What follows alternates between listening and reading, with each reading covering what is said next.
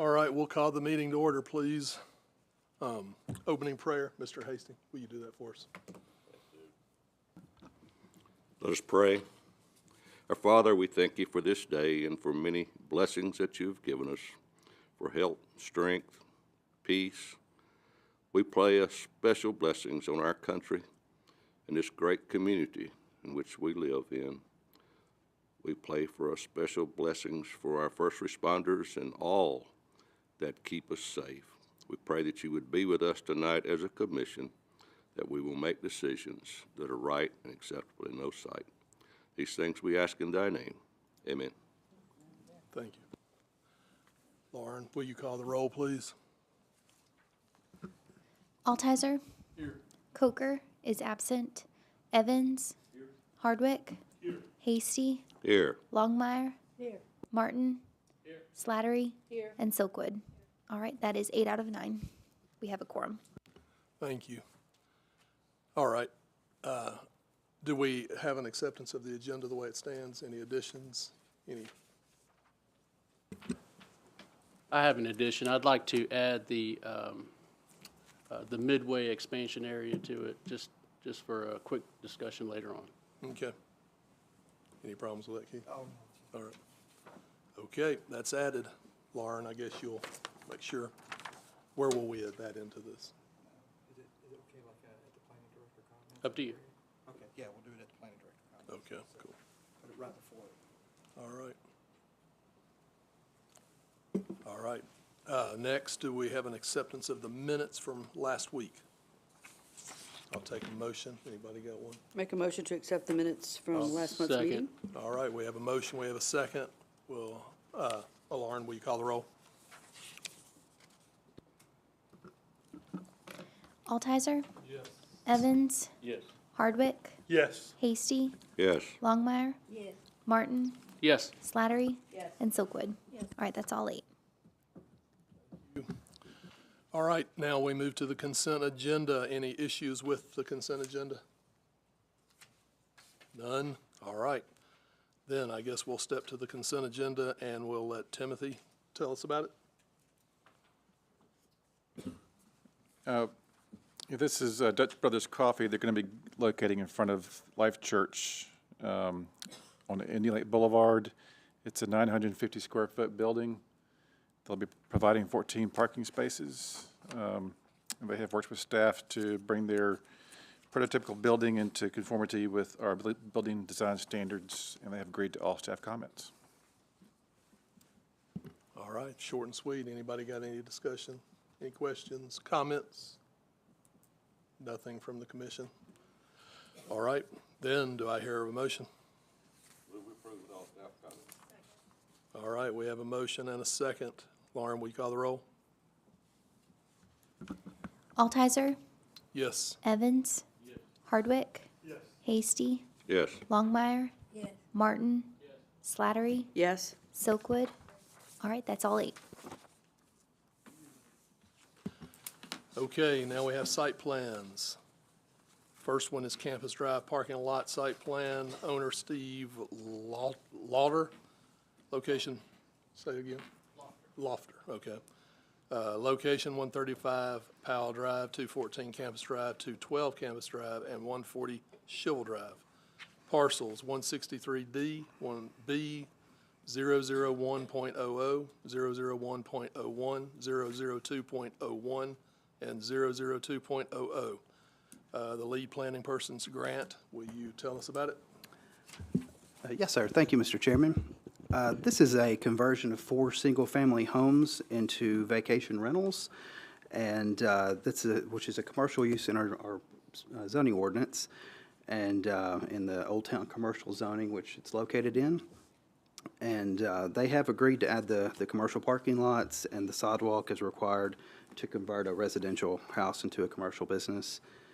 The sidewalk network in the area with Schivel, the Senior Center, and Walton Ferry, with that project, that there's a considerable sidewalk network that will be there, that's either there or will be there, and we'd kind of be missing a major opportunity to not get that sidewalk for that area. They are requesting a fee in lieu for the required curb and gutter, but they are agreeing to the sidewalk along the frontage of the road there.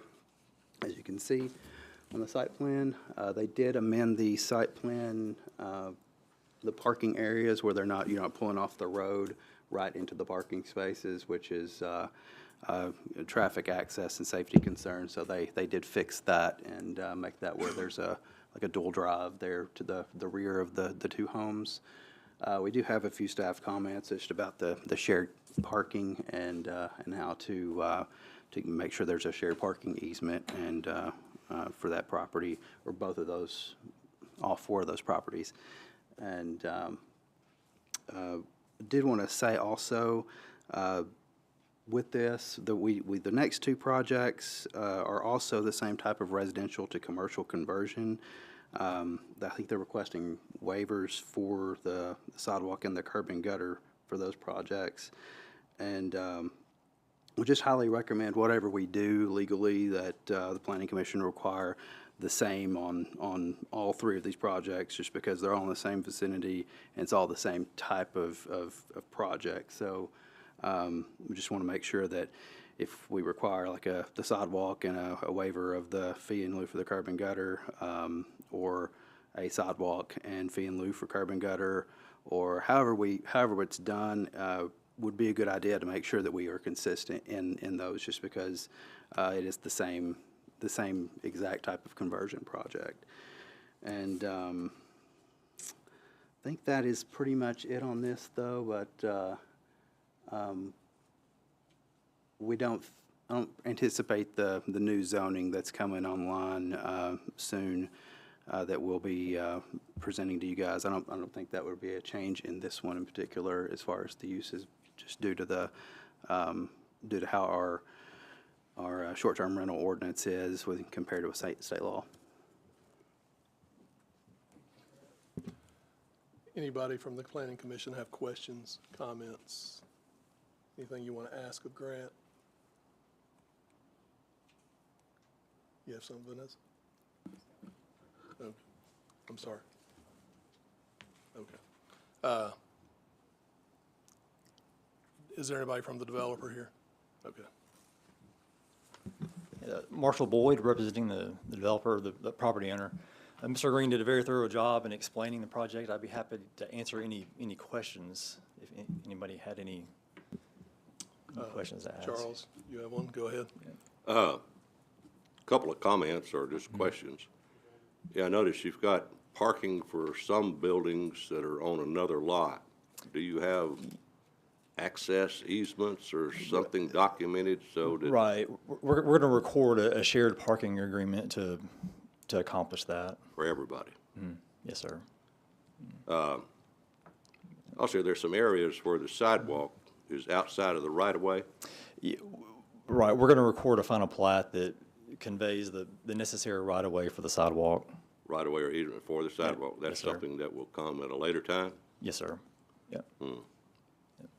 Okay, as long as the Yep. staff will handle those items. What's the Public Works opinion on the curb and gutter? On the curb and gutter, we believe that a fee in lieu would be acceptable. There's no underground storm sewer system in the area, so having curb and gutter would create concentrated flows with no inlets to tie into. However, there might be future infrastructure, and having a fee in lieu for curb and gutter would provide for any future improvements to add those to the system. Anything else? Go ahead. Commission. Go ahead. Okay, thank you, Mr. Chairman. Thank you for being here tonight. So just to follow up on last time you all were here, you all were pursuing an abandonment of some of this, the city to abandon some of the property that is in this little L-shaped section right here. Is Yeah, that- we don't need. Okay, so need the you've property. decided not to pursue that at Yeah. all? Okay. And then another question concerning the parking. It is commercial parking now, so what kind of illumination do you plan to provide there to keep it safe? Well, it'll be eliminated from the buildings will have wall packs on the side to help illuminate some. But I think and Mr. Green, correct me if I'm wrong, is a trigger, is it 10 parking spaces? That's correct. It's, okay. For lighting. For lighting, individual but parking there lot. will be, like I say, there will be lighting from the structures that will illuminate the parking.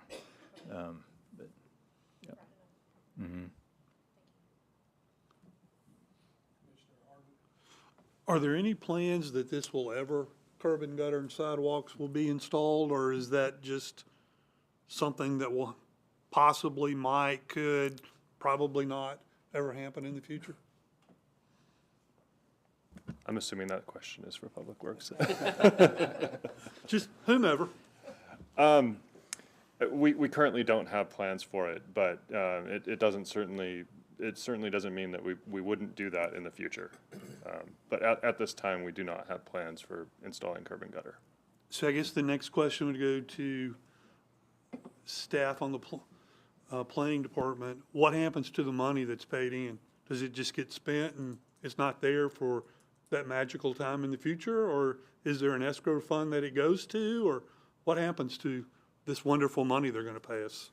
That's a very good question. I believe what happens is that's accounted into our finance department, and then they make exceptions and notes about that being received in, and then for items that we get for payment in lieu, then that's available for in the future.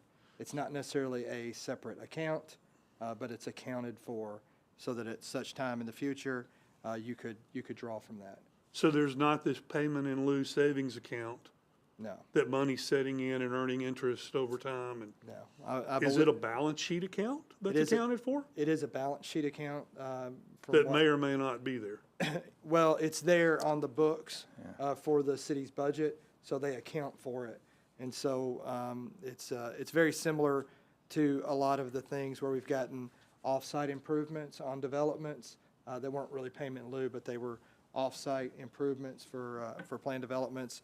And then that money is accounted for. It's not in a separate account sitting there. It's just into the general fund, but it's on there as a liability. And we do the same thing with our tree fund, where we have several $100,000 in our tree fund, but it's always there whenever we're ready to do something. Okay. It's a very good question. Okay, I don't see any other questions from the commission. So with that, I'll entertain a motion.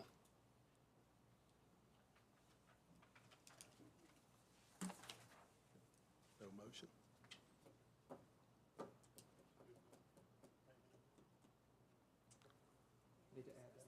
You need to, whatever you want to put into your motion, you need to add that in there if you're going to accept it as payment in lieu or not. Anybody. Yeah. I'll accept a motion from anyone, or not. So are the sidewalks going to be installed, or is that payment in lieu of as well? Sidewalks, from what I read, said installed. Installed, okay. Okay. That's what I only thought I thing read. Payment in lieu is for the curb and gutter. Okay. And it looks like all of the planning commission, or staff, is okay with the curb and gutter.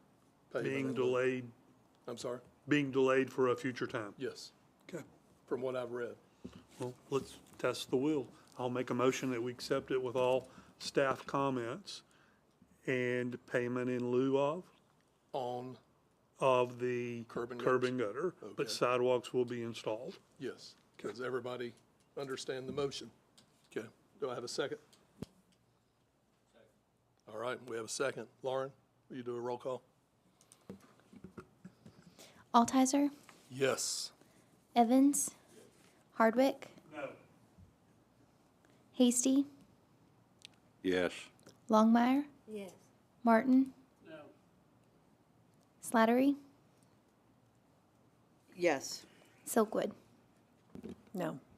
All right, that is 5 and 3. The motion passes. All right.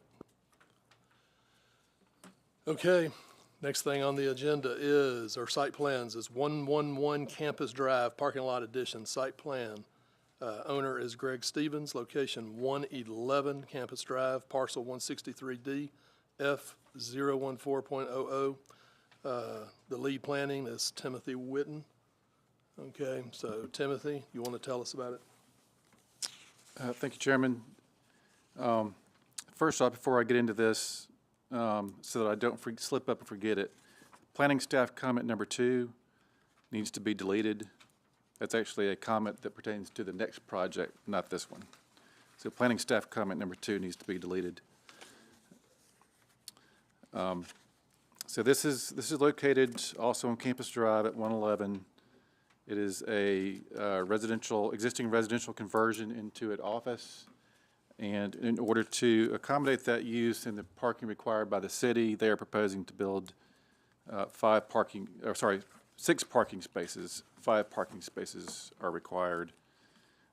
Similar to the last project, Public Works has a staff comment requiring curb and gutter, payment in lieu of for curb and gutter, and then construction of the sidewalk.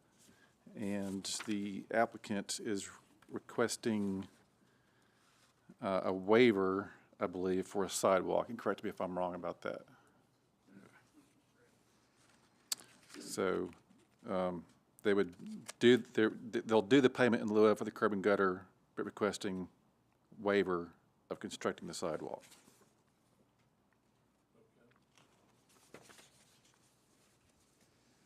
But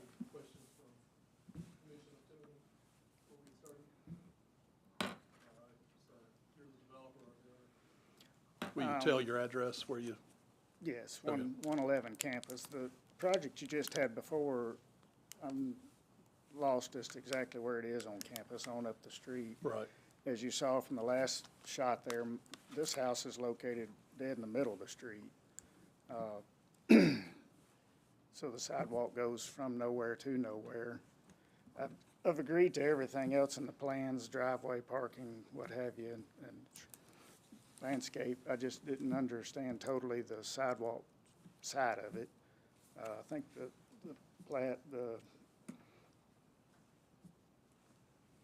going blank here. But as you see, I'm right in the middle. There is a commercial building there on the corner of Walton Ferry and campus, and there's no existing sidewalk there. I guess that was prior to that time. But my understanding is this overlay is potentially going to go away in this summer, and didn't know if I could get a waiver for that or pay in lieu of, yes. okay. So you're asking for a waiver of the sidewalk, and you want to do payment in lieu of for the curb and gutter? Yes, Either sir. or both, yes. Okay, Is that the way it works? well, I just want to make sure, because from my understanding, he's asking for a waiver of the sidewalk, is that correct? That's my understanding, yes, sir. Okay, and then The you're willing to do, curb and gutter, payment in was lieu? Was the curb and gutter needed, or? It's required, just like on the other projects. Yeah, I just was thinking the way that y'all accepted it was the way it flowed there. It wasn't in required, but Okay.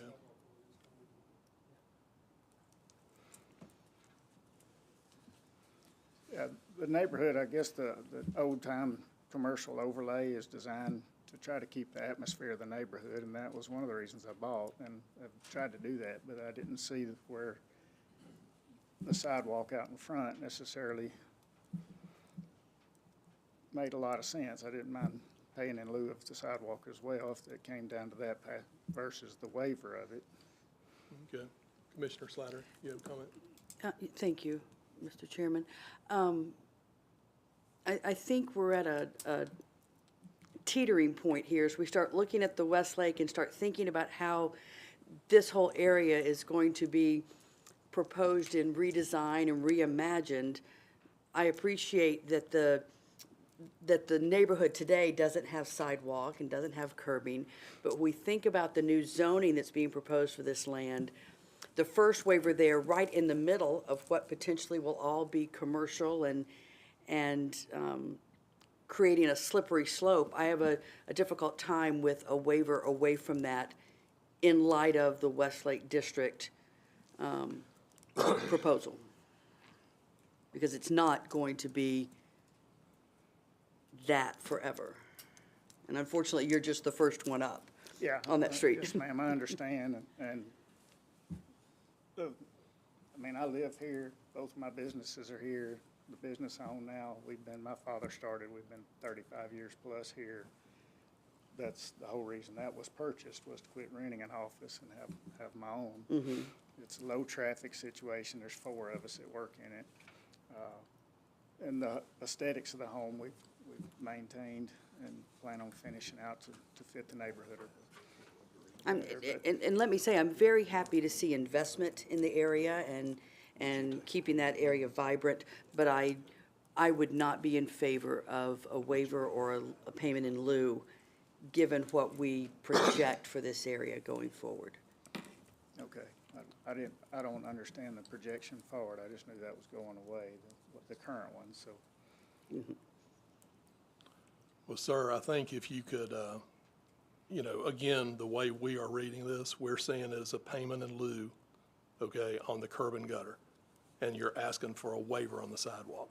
I believe the commission would be much more willing if you were to change that to a, you know, either construct the sidewalk or do a payment in lieu on the sidewalk along with the curb and gutter. Correct. Okay, so are you willing to do one or the other? The payment in lieu would be my preference, yes. Okay, so.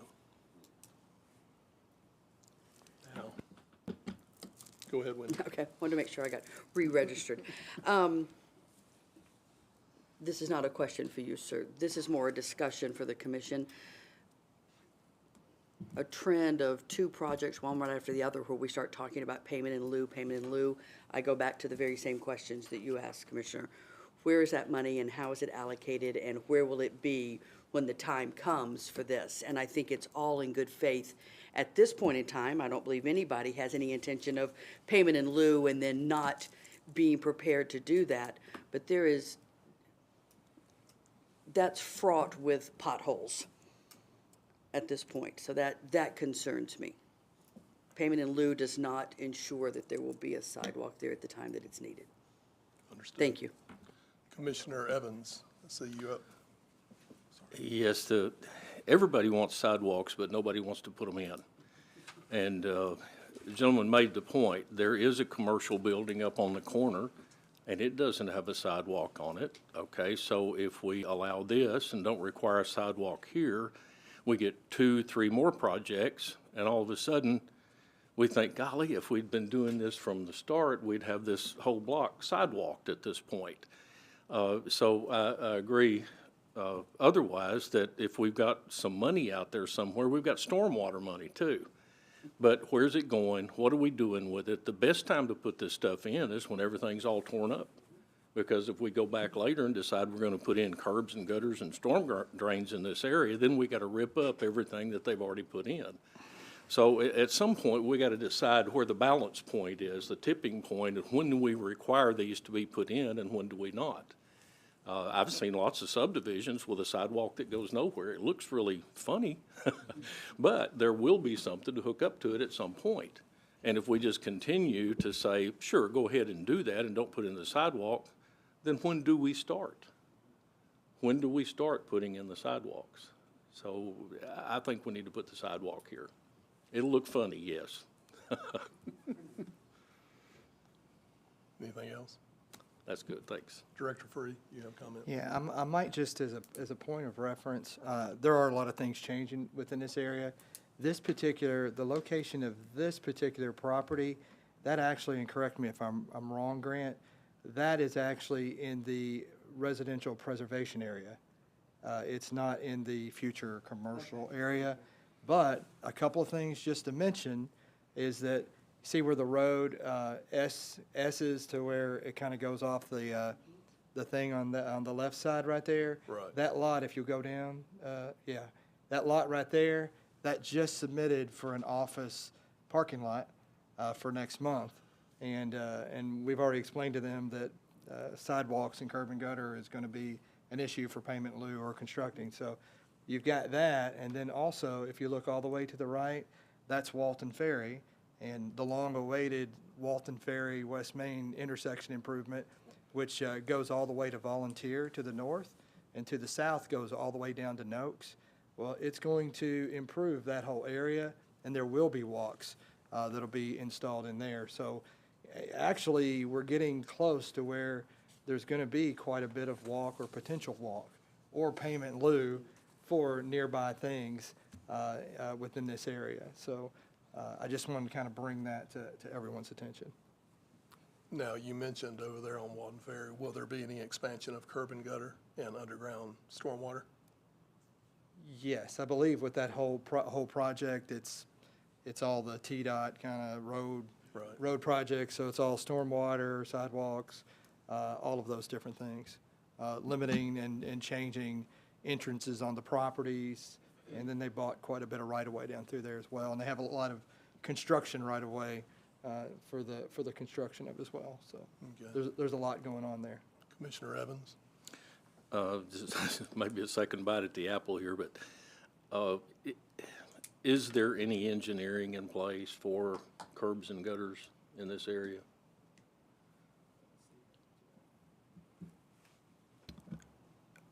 At this time, no. Okay, so there wouldn't be such a thing as doing it like a sidewalk where we put it in and that it goes nowhere until the next section is put in. That's not something that we could do a segment at a time. The sidewalk could be done a section at a time. I realize that. Yeah. But as far as the storm drains and curbs, That could not be done a section at a time. okay, I'd like to know more Effectively, about the stormwater program and how that fits in with what we're doing here. We're getting the cart ahead of the horse, and I'd like to know more about it and how we can maybe make this work together. This is not for his project, and I'm sorry to get off on that, but we do need to take a look at that and see what we're gonna do.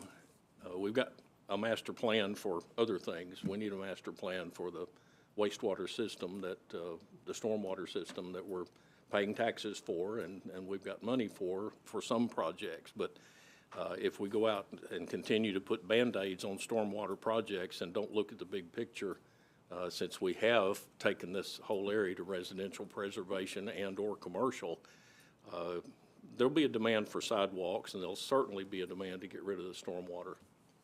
So I'd like to see us do more on that to try to coordinate this. May I? Yes, go ahead. The point you're making is valid, I understand and appreciate that. The flip side of that coin is not to argue with Slattery there. If this turns residential, which is what it's deemed to be potentially by summertime, I'll have a sidewalk that nobody's gonna be. At what point does residential build sidewalks down through there? I mean, it seems like it would be somewhat logical, y'all take the money and do something with it and let the neighborhood stay like it is if it's gonna be residential.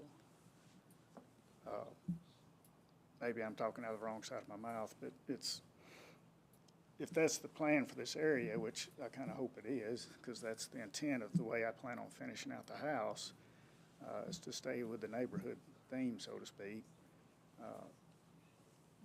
then the lieu of paying for the sidewalk and not building it, giving y'all the money, where I'm not the outcast of the street, so to speak. Right. I guess the plus would be I could give everybody directions and say I'm the one with the sidewalk, but if it's gonna stay the greenery area, and that's not in place either, and I understand the flow and water side of it. I did look for that and didn't see anything posted as well, but, so that's kind of my argument, knowing what's potentially coming in the future is what's been hinted or led to believe, so. Well, Commissioner, or Director Free, you're probably the most qualified to answer that question. I think in looking at it, it's one of those things like several of the commissioners have hit it. It's where do you start? If you never start someplace, then it's never going to start. I think the potential for, I guess the best way to say it is this area has a renewed look from the community for the vision of the future of it.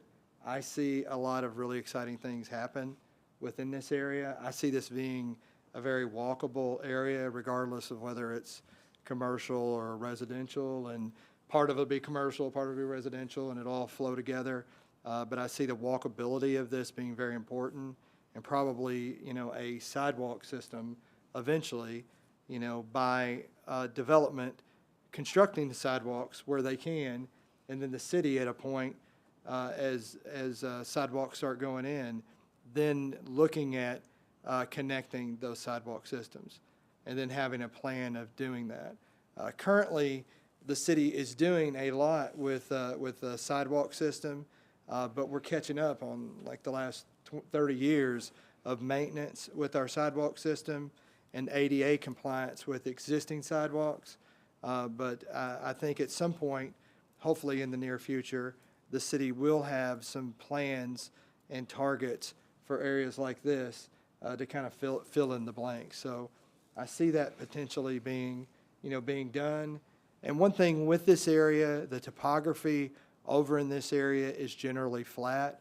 If the topography was different, I think we'd all look at it a little bit different, because then that's quite costly, and filling in those gaps, gets quite costly. In these particular situations, with the way the properties lay over in this general area, then sidewalks are, it's fairly flat and can be done somewhat economically. So I know that's not answering it exactly, I but just happen to be on the low side of the road, so it's Yeah. gonna take some more fill in to make it look right. But Yeah. that's, it is what it is. I understand both sides of the conversation. Just when it Commissioner deems Hardwick. residential, I don't see the sidewalks developing very quickly. I understand. Commissioner Hardwick, you have a comment? That I have for Director Free, is this section of the road redevelops and the homes either get torn down and rebuilt or remodeled? Will we require sidewalks as part of that? So that's question one. Question two is, if we ask him to build a sidewalk here, do we know where it needs to be built so that as the other lots come down through here, it will all connect, and you won't have one so many feet off the road, another one so many other feet off of the road, that it'll be done in a uniform way? And then I guess my last question would be, how do we calculate fee and payment in lieu of? Do we say a sidewalk costs this amount of money today, so this is what we want you to pay, or how is that number calculated? Yes. And Stephen can probably answer both of those last two questions about how that's calculated. And what was your first question, Barry, again? As this street begins to redevelop, Oh, yeah. will That's we right. require sidewalks through all of those? And does it make sense to say to him, look, just make the payment in lieu of, because it makes more sense for us, the city, to come in and lay the sidewalk at one time versus independently doing it? Or will the city just never get around to doing it? Right. I think as far as the trigger of people renovating the houses, that will not trigger the sidewalk being built. If you tore the house down and built a substantially different structure, then that would. But being this particular area, which is a small part of this greater area to the left. Right, that we've been working on. Yeah, but in this particular area, this is going to go to single-family preservation, so there's not going to really be, once we change the zone on the property, there's not going to be the opportunity for an increase in use, because nothing's going to change from single-family. The most it can do is change from single-family to single-family. Now, his particular use, once he does this, We'll get grandfathered. then he'll get grandfathered in, and he'll be good. We got a lot of that. But unless something changed in the future. And it's very possible, depending on how things go in that mixed-use neighborhood, then that could eventually, for future planning commissions, could look at the future land use map and say, yeah, boy, that really needs to fill in, and have the opportunity for commercial things, just as this gentleman is doing. So that's possible that could have happened, and if that happens, then that'll trigger the opportunity for that to happen. And then, just from a planning standpoint of it, with payment in lieu in this case versus construction of the sidewalk, the planning staff has no preference as to either way. I think we would just really not be for waiving that. But, you know, I think the best thing to do is to either get the sidewalk built or do the payment in lieu. And I think once the owner, I don't know if the owner is aware of what the payment in lieu would be.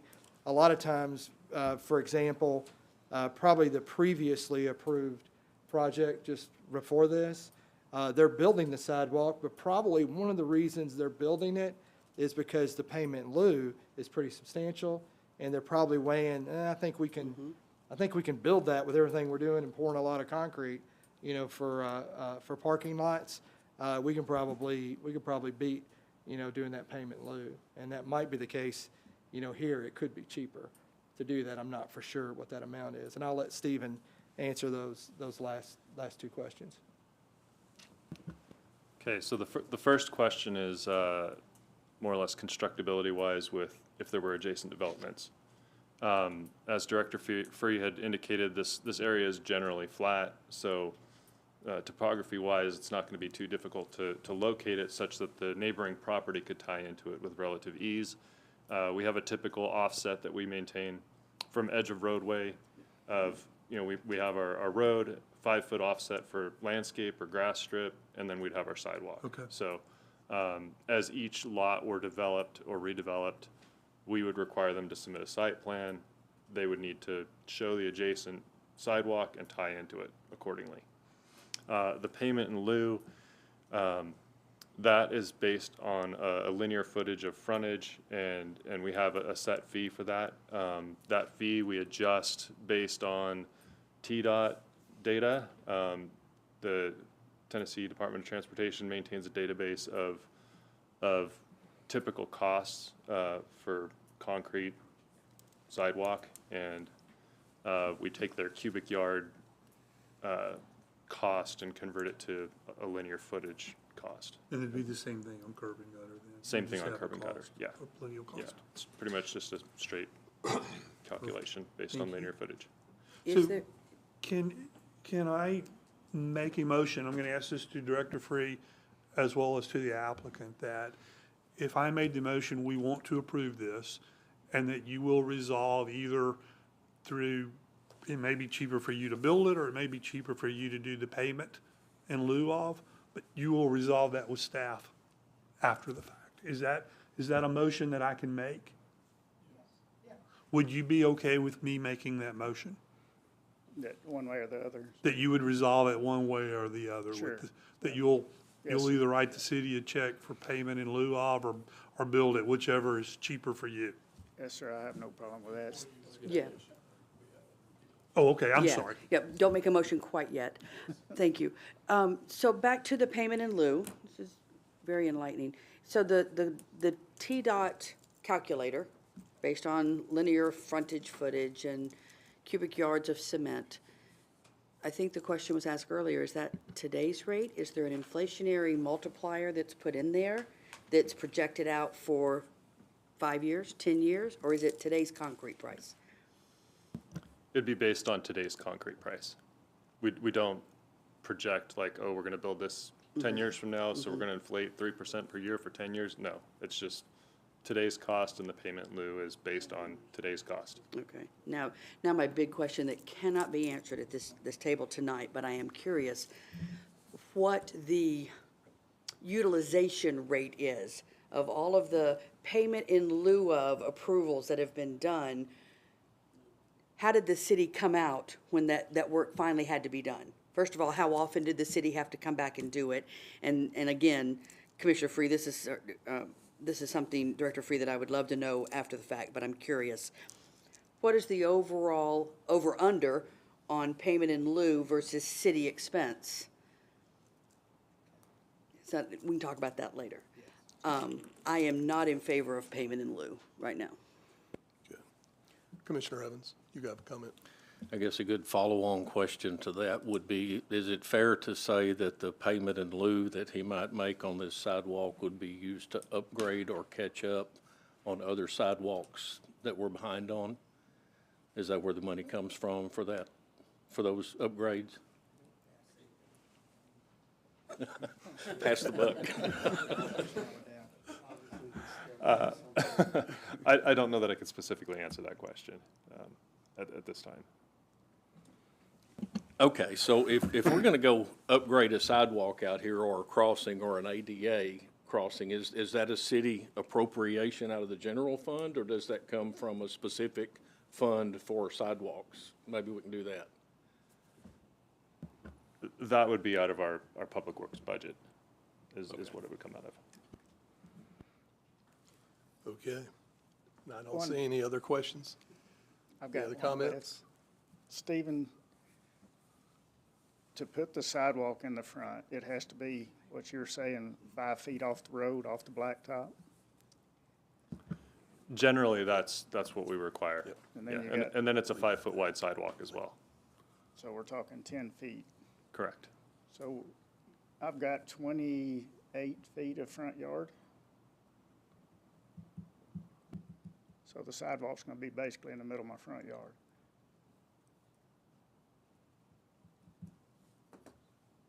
Okay. All right. Any other comments from anyone? Comments from you, the applicant? No, I agree to Mr. John there was saying. All right. I have no problem with making it work out one way or the other. So I'll entertain a motion. If anybody's got one. I think we clearly need to have more discussion about this. I hear what you're saying, Yes, sir. and I think you've got a legitimate gripe and concern. But I don't know how that gets resolved tonight, and I extremely appreciate your investing into this property and into this area. I'm a commercial real estate agent. That's what I do, and I love to see people renovating in this part of town. But to try to move this forward is, I would make a motion that we approve the parking lot and that you resolve the issue either in payment in lieu of, which I don't like, or you would build it, but you would resolve that with staff before the work is done. Sure. Yeah, Does that meet Keith with? Okay. I haven't even asked for a sign. I'm just, didn't like the sidewalk I upgrade, so. understand. I appreciate it. I completely understand what you're saying. Okay, we have a motion. Do we have a second? Could we repeat the motion, please, just to make sure I'm clear? Thank you. So the motion is that we approve the parking lot and that he will resolve the sidewalk and curb and gutter either via building or a payment in lieu of.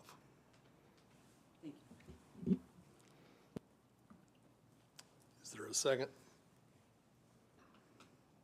I'll second. All right, we have a second. So, Lauren, we have a motion, we have a second. Will you do a roll call? Altizer, I will agree to the motion. Evans, Hardwick, Yes. Hasty, Yes. Longmire, Martin, Slattery, No. and Silkwood. All right, that is Okay. 5 and 3. The motion fails. All right, that motion has failed. Can we take another vote, but this time include it without a discussion point, but the sidewalk is in and the curb and gutter is payment in lieu? Okay? Will you make that motion? So, I'll second that motion. all right, I'm going to summarize that motion. So this motion will be a motion for approval of the parking lot, and it will have a sidewalk included and a payment in lieu for curb and gutter. Everybody agree? Okay, so that's the motion on the floor. We have a second. Now we'll take a roll call vote of that motion. Altizer, Yes. Evans, Hardwick, Hasty, Yes. Longmire, Yes. Martin, Slattery, Yes. and Silkwood. That's all 8. Motion pass. All right. So how do we figure The way the motion passed was you're granted your parking lot. You will construct the sidewalk. Your curb and gutter will be a payment in lieu. and that's determined on what basis, since it'd be a partial pavement. Public Works will take care of all that with you. Good. All right, thank you. All right. Yeah. Okay. We have another one, and it is 117 Campus Drive. Parking lot addition, site plan, owner Bryce Callaway. Location 117 Campus Drive, parcel 163D F 017.00. Again, lead planning staff is Timothy Whitten. So this project is the same as, or similar to the last one, except it's got a kind of a twist, and maybe a wiggle, also a wiggle.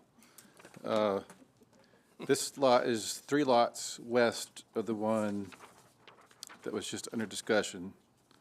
South side of Campus Drive is a existing residence being converted to a salon. They're proposing to build 6 parking spaces. They are requesting a waiver of planning comment number 2. And I believe some, or a part or all of Public Works number 1.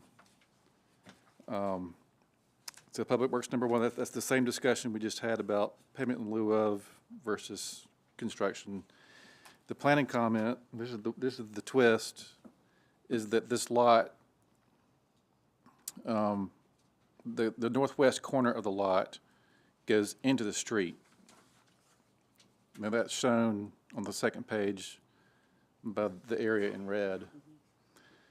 So staff asked the applicant to submit a plat to remove that chunk out of the right-of-way, or dedicate right-of-way so that the pavement would be in right-of-way. That chunk of the pavement would be within the right-of-way.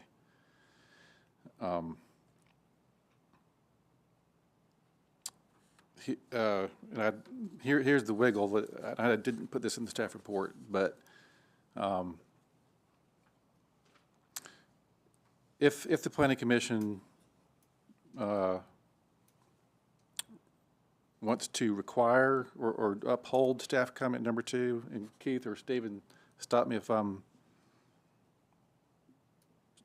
saying something incorrect, but if Planning Commission wants to require that dedication of right-of-way, there's a little bit of a complicating factor that the right-of-way would move to the right side of that line. If we require, our typical section, if we're requiring sidewalk, they would have to have a 5-foot grass strip, 5-foot sidewalk, so 10 feet from the right side of that red area. They would have to provide 10 feet for the 5-foot grass strip, 5-foot sidewalk, and then our ordinance requires a 10-foot landscape strip from the back of the sidewalk. Obviously, that would be a big imposition on what they're trying to do with the parking lot. So my recommendation would be that if the Planning Commission requires it, that it be the minimum dedication necessary to remove that red or purple chunk into the right-of-way, and then there's an applied waiver for the 10-foot landscape strip where necessary to accommodate the parking lot as it's designed.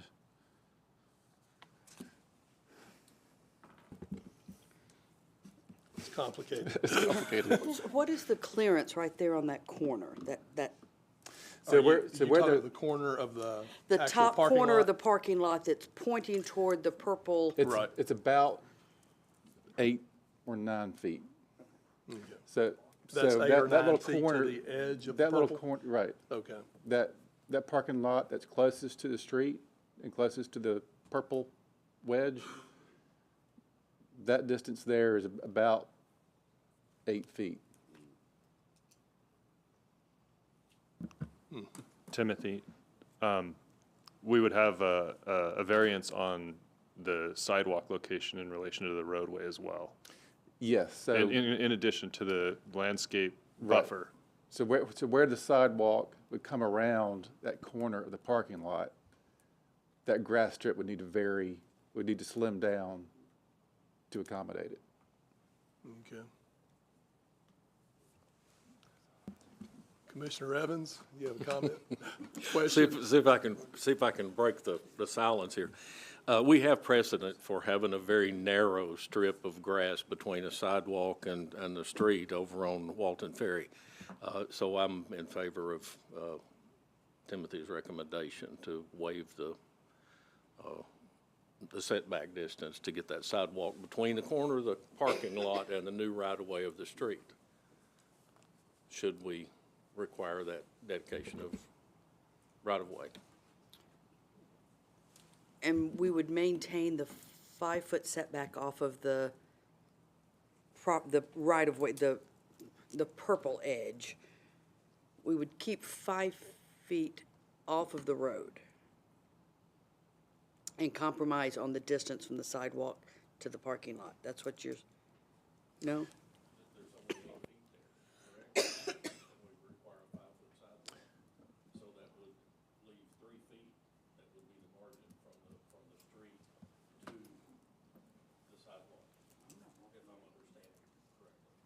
That's the way I understand it. Does that make sense to you, Wendy? Yes, thank you. Okay. Yeah. Any other comments, questions? Grant? Would this require an easement document for anything that's outside of the right-of-way? Is that something that would we do a plat or an easement document on this? Well, the purple chunk would require a plat. Okay, good deal. Thank you, sir. Commissioner Hasty? Can it be done by a 3-page plat amendment without requiring these folks to go all the way through the platting process? To establish right-of-way? Do what? Yes, just to establish that right-of-way. Possibly, we could consult with the city attorney. If that's the direction the planning commission would like to go, we could, if it's possible to do that, I think we'd be willing to do that. All right. Will the applicant step up, give us your name, address? My name's Bryce Calloway. I live at 155 East Drive here in Hendersonville. My wife and I both have some small businesses that we run here in Hendersonville. I do remodeling and my wife does hair. I would not have guessed Campus Drive would be so popular tonight. We feel like we chose the wrong meeting. So what we bought this house hoping to build a salon here for my wife, and we have some funds to update it and make it look much prettier. So it's in harsh condition. It needs windows, HVAC, roof, just about everything. So what we are here for is we're just trying to save as much money as we can. And we had an estimate done for curbs and sidewalk and gutters. We have 200 feet of road frontage. Yes. So that was going to be about $15,000 to do all that. And that takes a huge chunk of our budget. So if we are putting in these things, then it's going to take longer to build our business and to get our business running and to make the property look much better than it is right now. And I grew up on that peninsula, born and raised here in Hendersonville. We're all about making it great, and I agree that sidewalks, all of that, I understand the process and why it is important to start it somewhere. Honestly, we were here just because we don't have the funds to do, as you can see, it's a corner lot, so it's all the way around. And we wanted to just discuss options for us and for us getting this property. Like he said, it's in terrible, I think I sent pictures over, like it's in terrible shape. It's not even in livable shape. So we are going to make it great. We were just naive to what was required as far as sidewalk, curb, and gutter. So we're not here really to debate that, but just to see what wiggle room we have. I don't even know if it's an option to do later. Like, we would even be open to that. It's just at the moment to get this property inhabitable. We just do not simply have the funds to do that extent of sidewalk, curb, and gutter. So that's why we're here. And we don't know what in lieu of, like, what that cost would be that hadn't been discussed. But honestly, we would rather, if it's, our engineer advised us that it's usually close to the same as having it constructed. And if that were the case, we would rather construct it with our funds because we know they would be constructed and it would make the area nicer, it would make our property nicer. I don't even know if it's an option to give us time to do those things, but work on the actual structure of what is there. And we're even willing to do that. It's just all at once is where we're at, so. Commissioner Slattery? First of all, thank you for investing. Campus Drive is very popular, so your property value is going up as we speak, hopefully. And I think it's kind of ironic, you're in renovation and so are you. Yeah. I go to renovation That's about right. every 5 weeks. I would love to hear the answer to that question. Is there some kind of delay that you can give for construction rather than the payment in lieu of, which is, as you said, right at the same time? Is there a payment plan on building sidewalk? Layaway plan. And Timothy, correct me if I'm wrong on it. I think what it would be is you could, for a limited period of time, I'm not for sure how long, but you could do, instead of, once you got everything done but the sidewalk, you could possibly open with a temporary use and occupancy. But in order to do that, then you're going to have to provide surety so that we can make sure that that's done. And the surety for that, a lot of times, it's just a cashier's check. It could be other forms, a letter of credit. I think we take a letter of credit, don't we? A letter of credit, but that's going to be somewhat costly as well. So there is alternatives to delaying it, but that delay just, it's still going to cost, because we're going to secure, before we allow you to temporarily open, then we're going to have the money to make sure if it's not done, then we would have to do that, and we'd have to make sure we had the money. So that's about the only mechanism, that is available to do that. But you do have a lot of frontage. I think what makes it challenging is the two that have went before you. Yes. I think that, Poor timing. I think it makes it where the opportunities for flexibility on this, it kind of limits, what those can be. But I definitely understand your concern in regards to the cost. And I don't know, Stephen, what are we talking about on payment in lieu for the curb and gutter, and then separately for the sidewalk? Well, the contractor that you got the estimate from was pretty much right on with where we ended up. Our payment in lieu estimate was $17,400. So $15,000 was right in the ballpark of what we would be looking at. For the curb and gutter portion of it, roughly $6,800. And the last remarks that came to us, am I correct that you were willing to do just sidewalk and forego the curb and gutter because there's already storm drainage and? As was for the other properties in this area, it was sidewalk and then payment in lieu for the curb and gutter. So much the same, exactly the same requirement as the other properties in the vicinity that are residential to commercial conversions. Commissioner Martin, you're in the queue. Thank you for investing. And thank you for rehabilitating that house. It's going to be a burden for you guys. And your property is already burdened. You purchased something that you have property line issues, and it's not your fault. And payment in lieu can be cash and other considerations.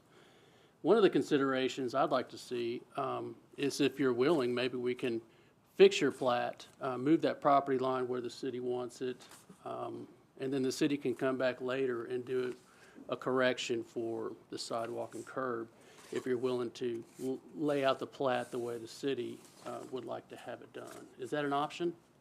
So I'm understanding you're basically saying, let's barter with them. Trade That's correct. property for concrete. That's correct. Okay, I'm glad you brought that up, because I was going the same place. Trading the property for the concrete, the purple corner for the concrete. The property would be payment in lieu. Yes. Well, I agree. Because if I were standing over there, I wouldn't say the property line extends into the street. I'd say your street extends into Yes. my property. Yeah. So, We're trying to be real nice. I've been known, but I think that's an excellent bartering idea. Yes. Barter, because they're trading I their agree. property for concrete. But, Because that, you know, every one of us are pointing out, that is their property but now, that we build a street on. Yeah. So, let me understand, it's the property for the payment in lieu of on the curb and gutter, but they'll build the sidewalk. well, that's the barter. I mean, that's where you stand right now. Well, based on what happened on the last project, you know, I think we can barter on that property and they not have to pay the payment in lieu of on their curb and gutter. But based on what we did before, I think they need to build a sidewalk. No doubt. Or does the barter include they get, I mean, we just heard them say sidewalk was more expensive than curb and gutter. It's a barter. It's their property. And So, brought the whole shooting match of concrete for the for the little corner, you know, I don't know. I think I don't either. What would it cost us to move the road? a bunch. A whole lot more than the, I know, but, you know, but the curb and gutter is a big chunk. Well, it was 6,500 and the sidewalk was 15,000. Well, their guy might be able to build it cheaper than, Well, their well, quote we're was gonna ask them to 15,000, is build that the correct? sidewalk though. Their quote was 15,000 for the sidewalk. His was 17,400. Well, his included curb and gutter, right? No. No, just sidewalk. No, that was curb, gutter, and sidewalk. The Curb and gutter and 17,400, that included the curb and gutter as well. Oh, okay. Yeah. I didn't understand The- that the first time. Sorry, the 6,800 was just for the curb and gutter portion of it, Okay. but separated It out. was all cooked in together. Yes, Okay, and you're 17,400. correct. Okay. And I believe your quote for 15,000 included curb, gutter, and sidewalk as Yes. well. Yeah. And this may be something, I believe our city attorney is here in the building, and Grant's went to get him. I think this is something we might need to ask the city attorney on the bartering Yeah, type of it. well, and should we postpone this and give them time also? It's possible. If the planning commission can waive both. You could waive the curb and gutter and waive the sidewalk, but the switch off, that's just, I don't know that I'm gonna be able to give direction on that yet, Steve. Can I make a site plan suggestion as well? I mean, if you're looking to save costs as far as this concrete expense for sidewalk, you have a 4-foot sidewalk strip that goes directly from the parking lot to your driveway. Yes. If you increase from driveway to driveway, you may not need that 4-foot strip. I think that was asked, like, it was a staff comment for us to put that there, But was I- it? But I that think was part without the. Part of it is, there's a big drainage culvert. So I think when our engineer looked at the site plan, he was trying to avoid that a little bit. But if there's a way to Yes, there's a way to just. incorporate that with a drain of some sort in the concrete, I think that would work. Okay. Stick I'd with like- us. They're going to get the lawyer and see, okay, what's allowed, what's not. I'd like to come at this at a little different direction, Go because ahead. obviously we want you to be open and give you what you need. Thank you. it says that only 3 parking spaces are required. You're gonna need more than that, we all know that. Yes. You have a concrete drive and a concrete turnaround in the back. Can you meet your 3 parking spaces without having to build your parking lot at the moment? And then get you open, and then in 2 years, 3 years, you've established, then come back and build the parking lot that you want. That parking lot, honestly, I have older ladies that are my clients. I was making a parking lot that was just very easy for them. them. Yes. Understand. I just had concerns them coming around, needing to turn around, and then we have to have quite a big backing up space and- back there for the ADA parking space, and we just felt like it was gonna, and then plus staff, or me and my assistant, we just felt like we would take up all of that with the ADA and the 2 of us parking back there. And the last thing I want to do is my clients go, well, I love your new space, but this stresses can't me park." out where to park, yes. Understand, just trying But to, I understand what you were, and I trying appreciate to it, come up yes. with a way. And But if we you're- don't have much of a property in the back, like, most of all of our land is that side yard. So Understand. if we could have went back, that would have been great, but we run out of property. Can I interrupt? Okay. Yes. The lawyer is here. Keith is explaining things. Can we have you guys sit down and postpone Yes. your part because it's going to be complicated? Then we can bring the other applicants up for the next pieces, Sure. move that through, then bring you back Yes. at the end. Is that okay? Thank you. May I ask Thank a you. quick question before they sit down that has nothing to do with concrete, sidewalks, curbs, or gutters? How many chairs?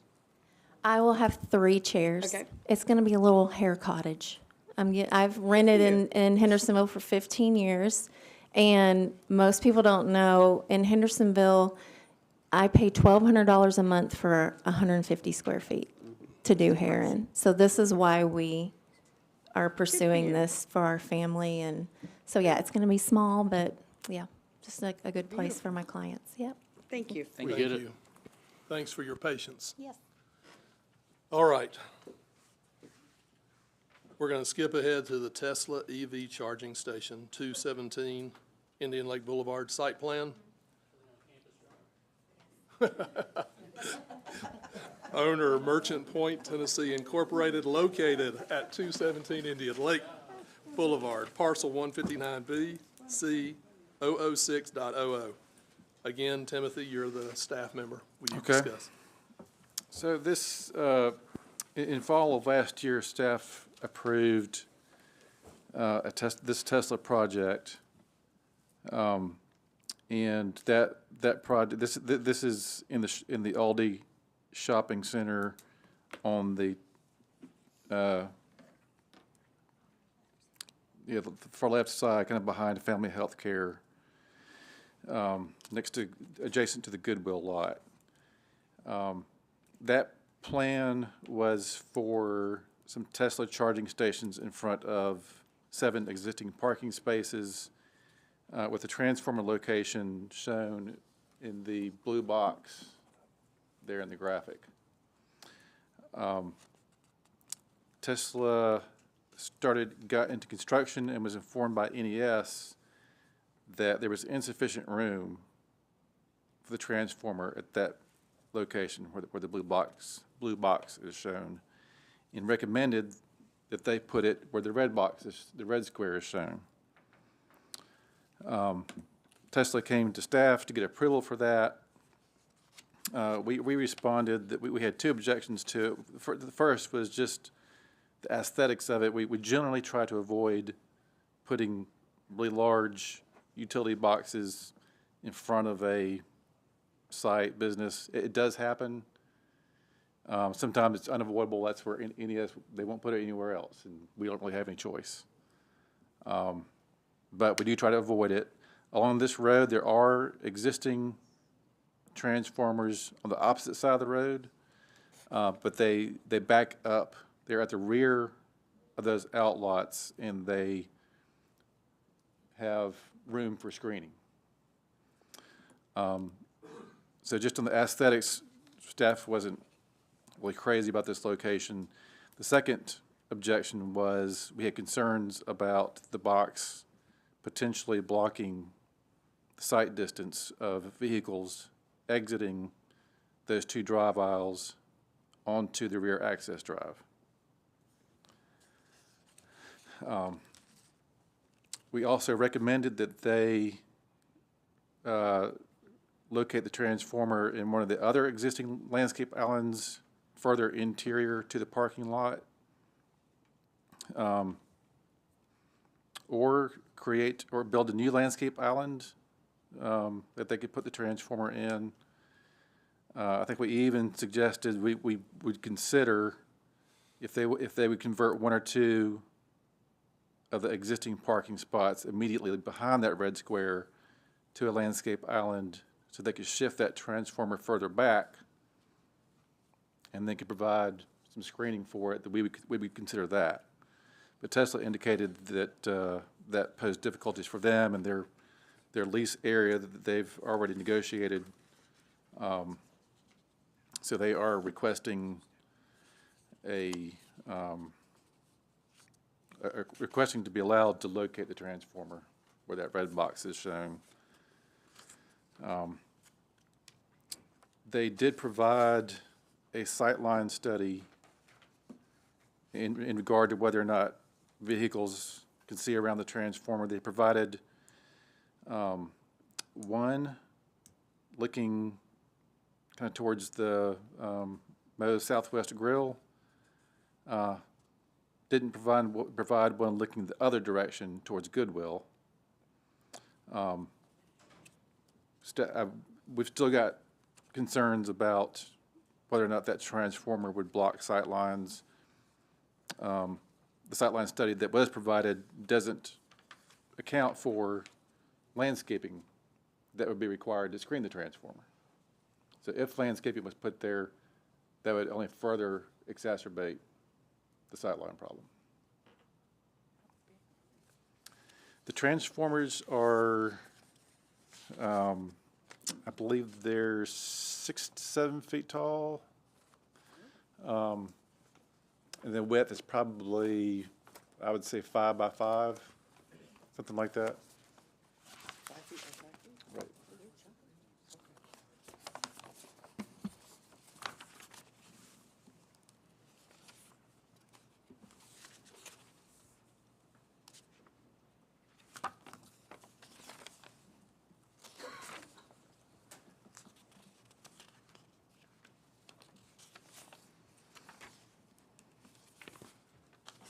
Yeah, I don't know if the dimensions are in here or not. On your notes, it mentions 3.5 feet.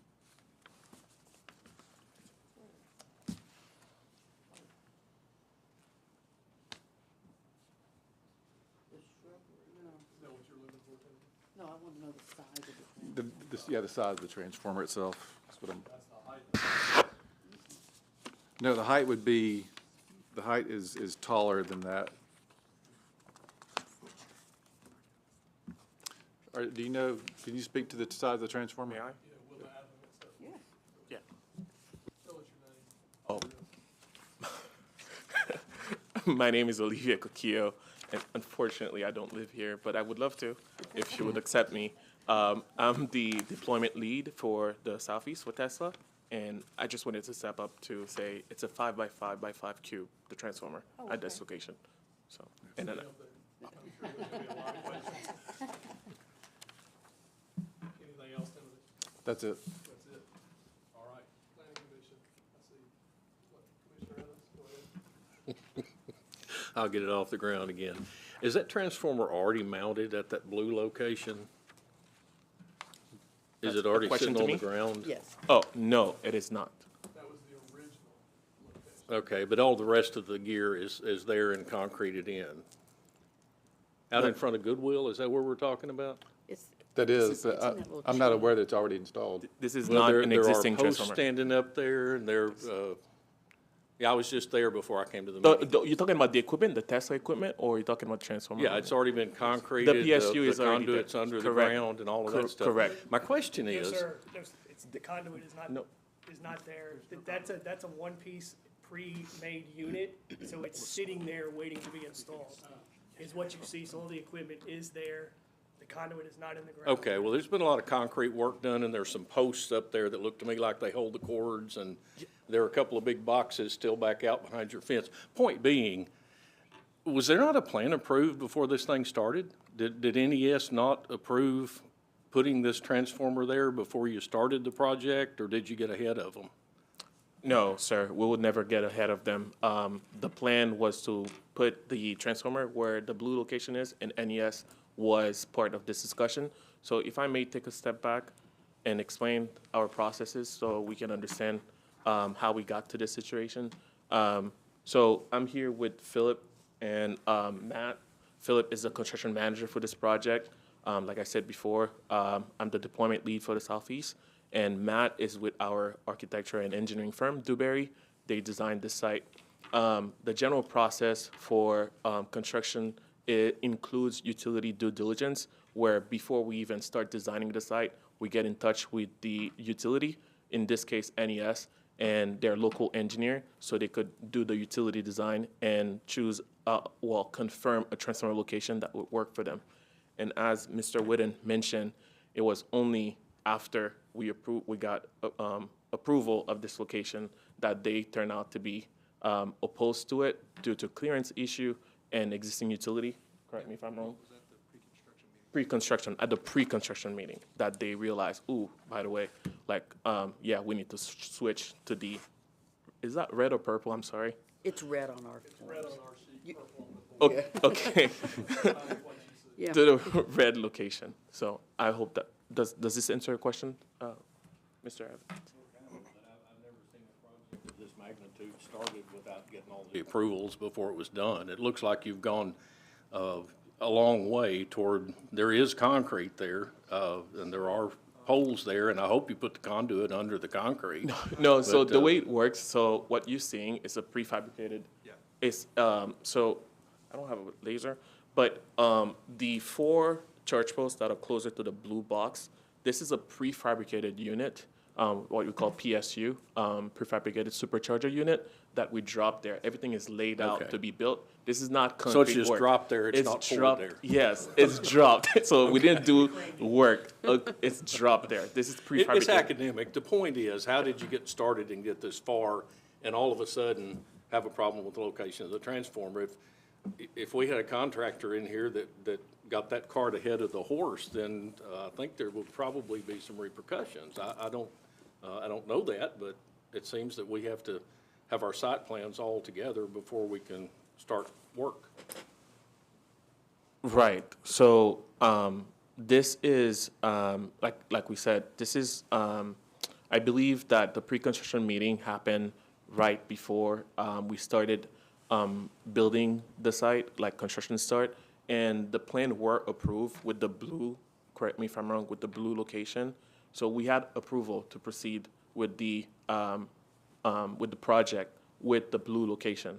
And with that, we had made plan to schedule the delivery of this big concrete thing that you mentioned, because we had approval of the planning. We just hadn't like picked up the permit yet. So we didn't proceed with it without approval. Okay. Thank you. Commissioner Martin, you have a piece. I was just going to add, I do a lot of construction work with Metro, and this actually happens a lot of the times with NES. They're a big, sophisticated entity, and you would hope that you could give a set of plans and have them sign off and everybody move forward, but that doesn't always happen. In fact, it actually happens quite frequently. It happened actually here in Hendersonville. Alvin Hale's 40-count townhome project. The electrical was signed off on, and they had a drive right in the middle of the facility, which made a lot of sense. And then NES at the pre-construction meeting came in and said, well, we want you to move your drive. And so they had to pay, not NES, the developer had to pay to change the drawings, change the construction, do a new stormwater study and everything. So I did want to let you know that we understand your burden. Thank you, sir. Thank you. I have just some general questions. I don't even know how to phrase my question. It's not about the concrete or NES or post or line of sight, because I think I understand all that. I'm curious about the business model. So this will be 4 charging stations, is that correct? This will be 7, ma'am. 7? And is that projected to satisfy Hendersonville's Tesla need for what period? Ooh. Okay. All right. So. And let me explain why I'm asking. Is there immediately going to be a line of about 6 cars on Thanksgiving weekend when everybody's shopping? Are they all going to be jamming in there trying to charge? Okay. Let me try to answer this question. Our process, we have network planning. So we plan ahead. We look for the needs of the network 48 months, so 2 years ahead of time, right? And we analyze patterns of existing conditions, how cars are traveling to and from existing stations, and where we're getting congestions, and where people are traveling, where they need coverage, right? So we're taking care of Nashville. Nashville is very busy with us, extremely busy, especially with Hertz getting a deal with, like Tesla, and then those vehicles, like really congesting Nashville. And then, so the process for us to choose a site has to do with a very thorough site acquisition or scouting due diligence period, where we evaluate a lot of parking lot and properties before we select one. So this is what happened in this location. We realized that Nashville being satisfied with the need for now, and we keep increasing, there is a need based on travel patterns to install a charging station in Hendersonville. So when we realized that, our developers, site acquisition team, went through maybe up to 6 months, I don't remember exactly, I don't want to lie, up to 6 months reviewing existing properties and parking lots. And we finally got to talk to these property owners. Kelly Brown is a lady that we talked to, and they allowed us to put the station there. Unfortunately, after reviewing tenant consent, we realized this is the only location within the property that they would allow us to build. And as you can see, there are 2 empty parking stalls closer to the blue box, so next to the 4 that is on the PSU. We can't even use those because they would only allow us these many stalls to build our station. And because we're very big on ADA and we need to provide access aisle for the ADA parking stall, then we reduced this station to 7 stalls instead of 8. Technically, this would be an 8-stall site, but it's 7 because we have to use the space that we're allowed to build the station that we have, and therefore we can't go outside of our premises, so that's why it's 7. And to answer your question lastly, so it's like the chicken and the egg kind of thing. We build the station, and then all of a sudden people start buying more Teslas because they have a station nearby to charge. A lot of people are worried about, like not having some supercharger station nearby. But also we already see numbers that requires us to build a station. So this station is very much anticipated and needed to, satisfy the need of our network. Thank you. That was very helpful, thank you. Did the planning afford you the opportunity to consider some of the things that are coming, like Costco? I mean, Costco is coming, and Costco is coming to Hendersonville. Okay. And the goat farm, and some of the Music City Studios, some of the things that are going to bring larger volumes of people that I would consider more likely to be in the Tesla target market. And I'm just wondering if that was part of your anticipated future use planning. So I can't answer for the site acquisition team. I don't know if they got to the very details of like what other major development projects are in the way in this wonderful city. But all I can tell you is that Tesla is very reactive to the needs of any location. And after building this site, when Costco, which I love very much, I have to renew my membership. I'm sorry. Comes to the city and it makes this station congested, then we will quickly react to it and build another one. Okay. That's the plan. All right, thank you. Timothy, there's no stop sign going parallel to the buildings where Chicken Salad Chick, through this intersection, going along the side where the red box is. There's no stop sign at that. There is a stop sign. In that direction. There right? is a stop sign. Is there a stop sign in that direction? Oh, which direction? Oh, I'm sorry. Does this traffic flow, I'm gonna do it here on our screen, does this traffic flow stop? Yes. This traffic flow does not coming in from Indian Lake? The traffic Right, from yeah. Indian Lake. Sorry, This- I just visited the site today Okay. to actually take a look at sight lines and stopping site. So you're correct, there's no stop for the traffic from Indian Lake, but the through traffic through the development, there stop. is a stop right there. That was part of the reason we were not heavily concerned with potential sightline disruptions for a vehicle leaving and turning right. Because for the most part, the existing tree and stop sign actually encumber the stopping site in that area already. Okay, thank you both. I have one question. Does NES offer you the ability to put the transformer in a vault? The transformer where? In a vault, bury it You mean in in the ground? in the ground? No. And we haven't pushed this idea, but for this specific project. But we work with NES, several places in Tennessee. I'm sorry. Yeah. Not just Nashville. This is not an option that was offered here. Okay. I can say for all of the sites that we work with, NES in Greater Nashville, a vaulted transformer has not been an option. Okay. And may I add something? They also, and correct me if I'm wrong, I think Ronnie with NES, which is the local engineer for this site from NES, even, contacted Mr. Whitten and said this is the only location that they will accept for the transformer. So I just wanted everybody to know it's not like we're trying to make things difficult for you guys. It's just that we're in the corner where NES is telling us this is the only location they would accept. All right. Commissioner Silkwood? Thank you, Mr. Chairman. Well, thank you for bringing apparently a charging station that's very much needed and necessary here to Hendersonville. We certainly appreciate that. I too was out at the site today. Apparently it was a big field trip that we all went on separately today. Lauren, if you wouldn't mind going back to the line of sight plan.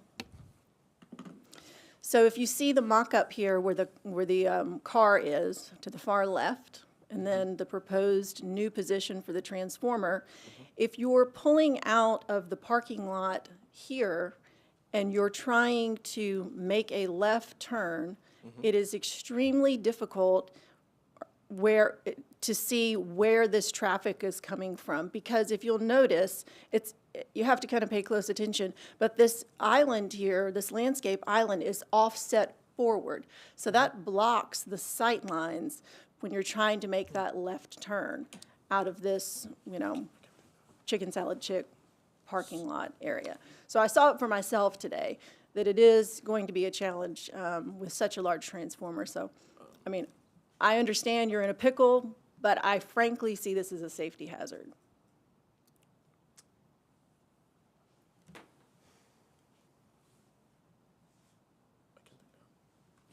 Yeah. Okay, so One more question. I know you're not allowed to do it as a vault. Can you change the elevation of the island? the elevation Of the island itself? by By lowering the top of Lowering- the island down? You wouldn't have a buried vault. You wouldn't be underground. that is a possibility. Yeah, we lowered, 6 inches. That is a possibility to lower up to maybe 6 inches to maybe 6 inches. We've done that before. Yeah, We've done that. Well, that's the pavement, so. Right, 6 inches. right. To lower 6 inches, that's a possibility. But again, that's something that we have to go back to NES and get the approval on. May I comment on the initial question? Yes. Okay, so this is actually a great view of where we are situated here. One, making the comment of, I've been there twice. I stopped by there today as well before coming here. And before, when we met with Mr. Whitten, I stopped by there with Philip. And no one stopped at the stop sign line, which is not our fault or anyone's fault. No one, everyone, even without the transformer, everyone just ignores that parking stop and it stops further closer to the road. But the point is, there is a stop sign and there's no, the speed at which people are coming out of the parking lot helps people to definitely stop before they proceed to that road. And as you can see, there's an existing sidewalk there. And on the sheet that we were showing before, people, when you stop, and I tried it myself, when you stop at that stop sign, you actually, the driver location is past the transformer. So you can see everything on your left. You can see cars coming from your left, and definitely if you're at the stop sign, it really doesn't impact your visibility of the traffic coming that way. Okay, thank you. Follow-up question. So could someone with the laser pointer show us exactly where the proposed new location for the transformer will be here? Can I? Oh. Yeah, it is right where that marker's hovering. Okay, can we go back to the other view, though? Because we're not, right, yeah. Go back to where we were, but then point to where the, right. Okay, so if you're pulling out right where the white car is, but you're pulling out straight like the gray car is, okay? I was sitting there today, okay? You cannot have a very good view when you know, if you put in your mind that there's gonna be a big transformer right there where that green mound is. Right, so one thing that we, so can I share? Do you have we have many copies of that. Can we share this? Because it has a rendering of the transfer location so you can really see what I'm about to say. Can I share? Can you have more? Here, I've got it.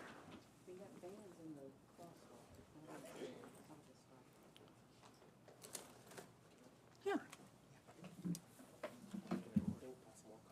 Okay. Yeah, they've got copies. I mean, these are the copies I sent over this morning. Oh, okay.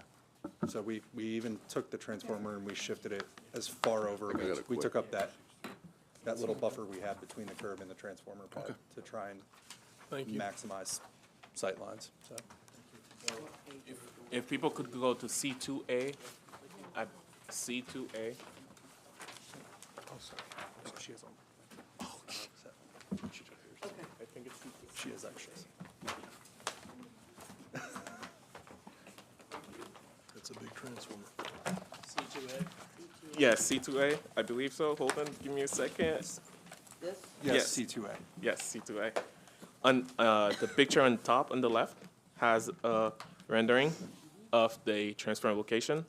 So it gives you a better perspective of the point you're trying to make earlier, where not only when people actually stop at the stop line, not really like the gray car now, but when you actually stop at the stop line.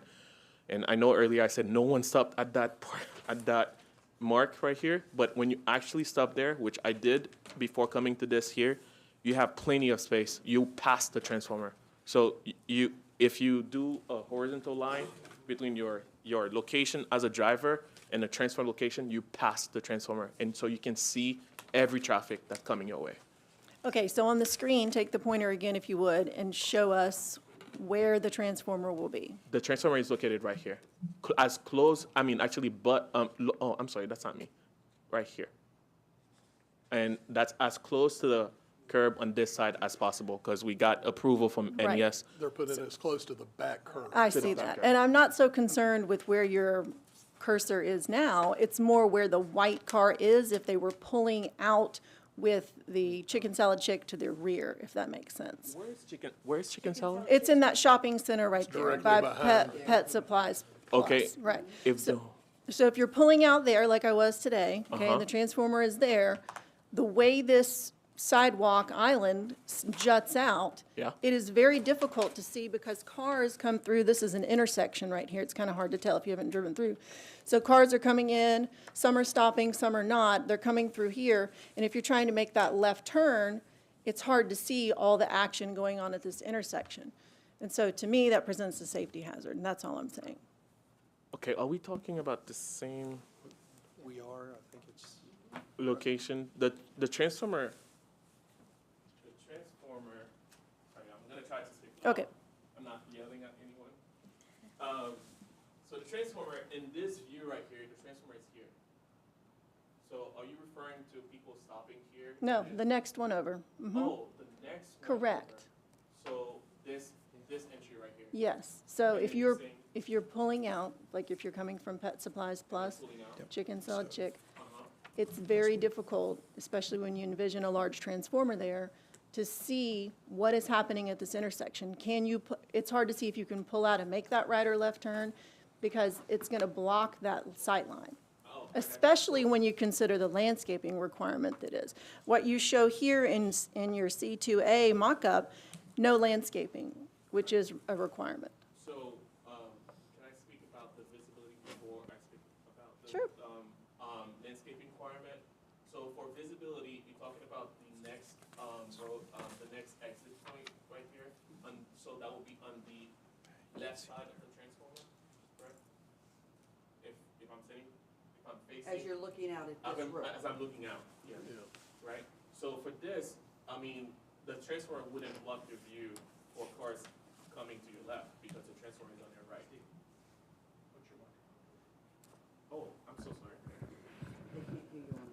Okay, the transformer would be on your right in that case, so it wouldn't block your visibility for traffic incoming. Right, but if you're left. trying to make a right And if- turn from there and you have this intersection right here, there's just no way you're going to get a clear sight line with the transformer right there. You actually, so this road here is right here. The transformer is all the way right here. That's where the transformer is. This is where you would stop before you make that right turn. Yeah. This transformer is not blocking your view at all. Yeah, like if you were turning left out of that entrance, you should still have clear line of sight to the stop sign where this view currently is from.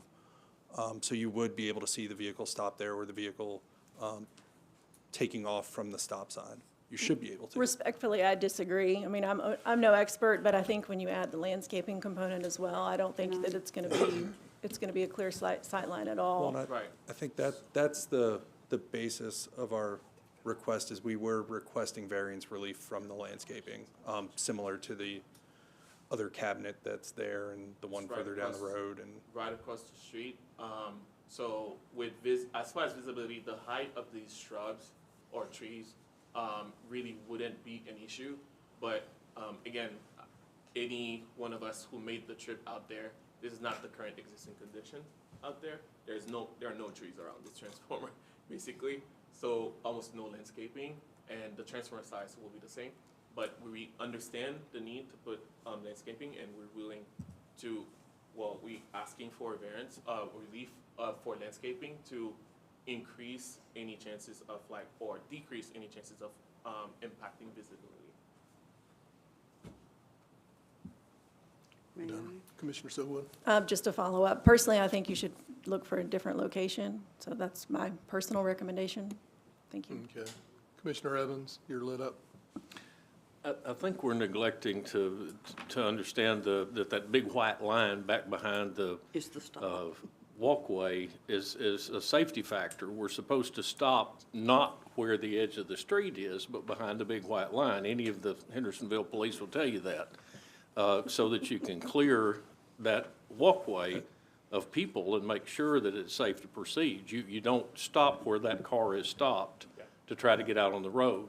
Legally, you're supposed to stop behind the white line. And That's where our regulations come from, and the line of sight is computed from, is behind that white line. And that's correct. So, Stephen had a minor comment, which we did clarify on these plans, that we are basing our line of sight with the vehicle or the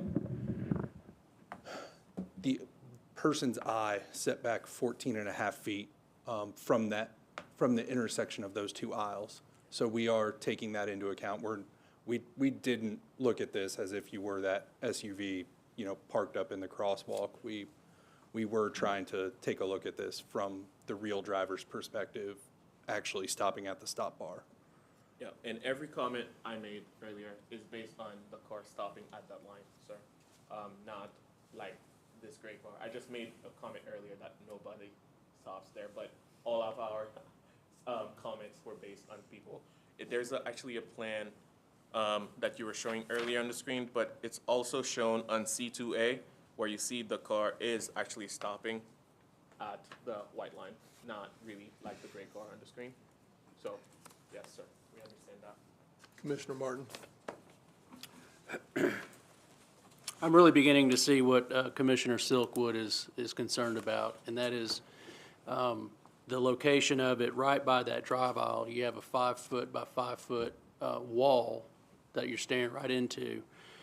I like the photo of the other transformer because it's a lot further away from the drive aisle. So looking at this photo, is there any ability to maybe center that transformer on that island? I know there's a tree there, but when we're talking about public safety, life safety, those accommodations can usually be made.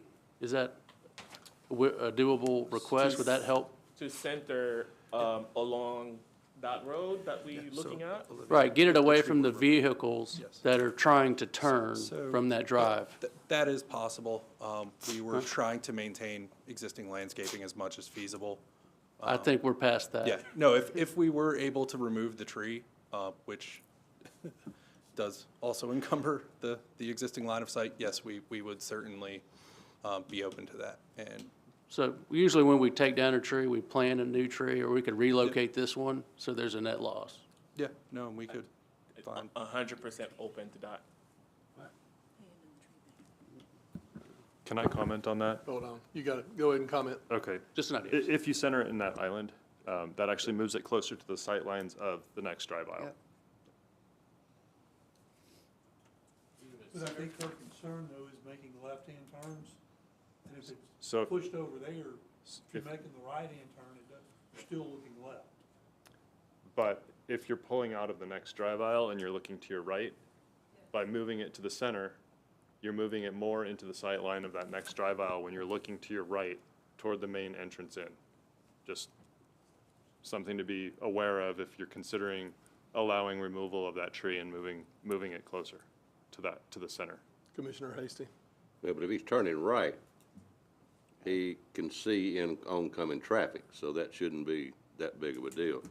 Who established the 200-foot stop in sight distance? I don't know what the design speed that was selected for the site distance analysis, that would be. 25 miles an hour. Okay. 25 miles an hour? Yes. That's how you come up with the 200? Yes. Okay, but my guess is not too many people doing 20, well, I don't know, the way people around here drive. And next question.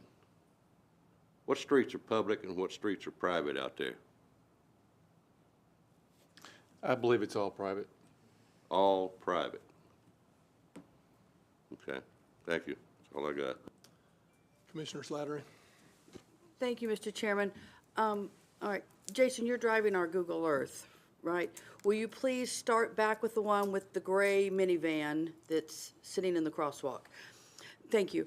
So on this one, I appreciate that they're too far up, but if you look at the road, the white car that's coming toward us, and I'm not completely sure that's not me, but if the white car that's coming toward us, the road curves there. The road sets back. If that white car was 10 feet further away from this intersection, even if the gray van is stopped lawfully where they should be stopped, you would not see that car coming. You would not. Now, there's another view we were looking at on the map a moment ago that we were seeing the orange car a little closer, so I don't know.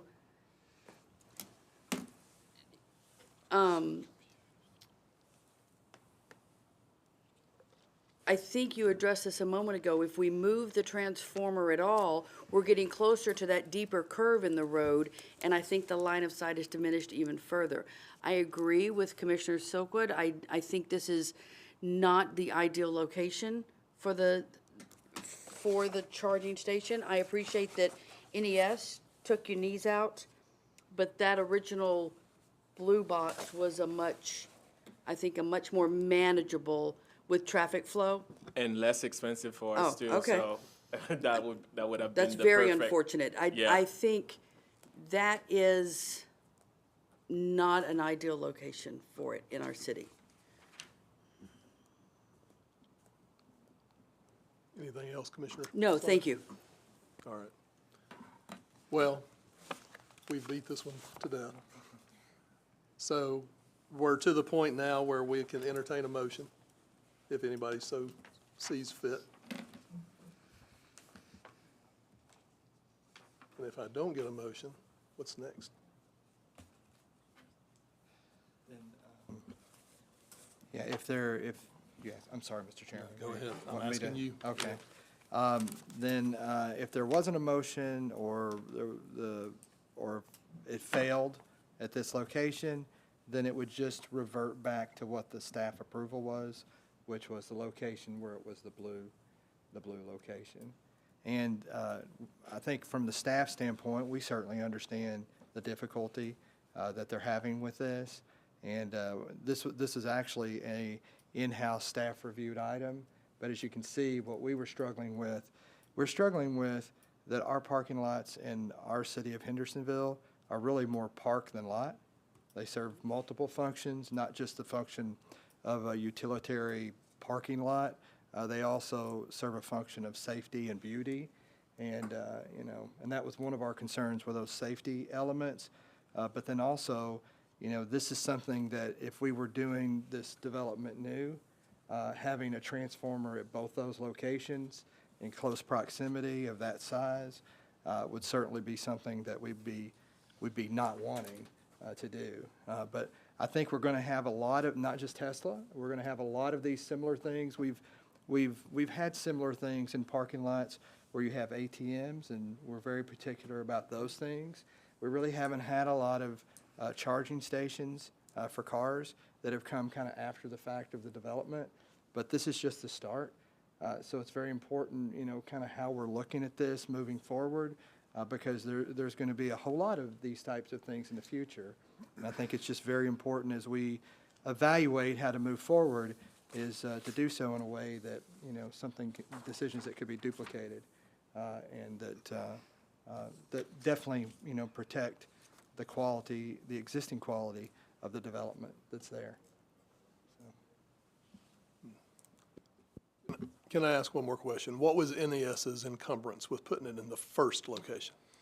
So I guess I can handle that. Surprisingly, the underground utilities.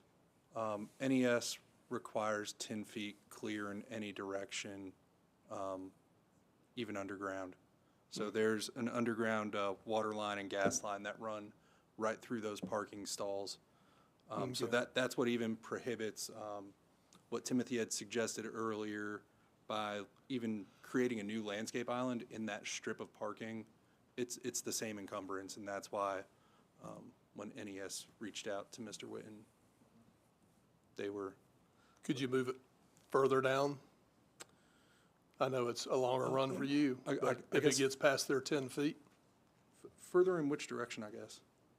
Further down the side that the original one was on. It runs all the way Yeah, to the end of the. does it? those utility. Okay, so they're running the Feed same that direction? store. Yes. Okay, Yep. Yeah. wow. It's probably the gas and water to chicken salad chicken. Okay. So you'd be running parallel, or running right on top of them? Yep. And I mean, there's also minor communications and like parking lighting, which NES was willing to appease us. It's just those two larger utilities, Okay, that was the heartburn. got it. So if that was the encumbrance, there's a parking island just to the left of the blue that you could push it back off of that 10-foot restriction maybe? So we looked at that as well, and the way the transformer would be oriented in that island, the service access would be facing a parking stall, and you just can't guarantee that somebody's not going to be parked there, prohibiting NES from servicing that equipment, or if they had to, create an outage, either be it Tesla or whatever may pass through that transformer. Yeah, but the service is on one side. The doors would be facing the one side would be facing where a car could potentially be parked that nobody could control. We can't rotate it? It would not fit. The 5x5? The pad it sits on is 10 by 8. Would the building owner be willing to give you 2 more parking spaces? Unfortunately, no, and this is the reason why we have seven charge posts instead of 8. Typically, this will be a 8-post charging station. We care so much about, we make it a requirement to have ADA stall, and because we need an access aisle for the ADA stall, we lost 1 charge post. So we can only operate within the premises that were approved by this landlord. They do not want to give us the permission to use another stall to either expand for transfer location or anything else. May I make a suggestion? I know this landlord very well. Yeah. What if you defer tonight so that, because what I'm hearing is you're gonna get turned down, to give you time to go back to that landlord and say, look, either you want this or you don't, but if you don't work with us, the city's gonna turn it down and you're not gonna get it. And you need to have that conversation with that building owner. And hopefully they will, either they or their property manager would listen, because I'm assuming they want this as amenity for their tenants and their customers, but they're getting ready to lose it. And I think you need to have that conversation with them. If they're not a little more willing to work with you, they're not gonna get what they want. Because right now, you're gonna get turned down. And that's almost an anchor tenant. Say that again? Having this as a draw is almost like having an anchor tenant. Oh, it bringing is. traffic. I mean, as far as retail real estate, which is where I spend a lot of time, landlords want these, as you know, and they're getting ready to not have it. And if I were you guys with your acquisitions team, with your real estate director, I would go back to that landlord and say, hey, guys, city's gonna say no because of NES. And you could defer this for 30 days and then give you time to work it out. Or you may come back and say they don't care, but at least it would give you something to go back to that landlord with.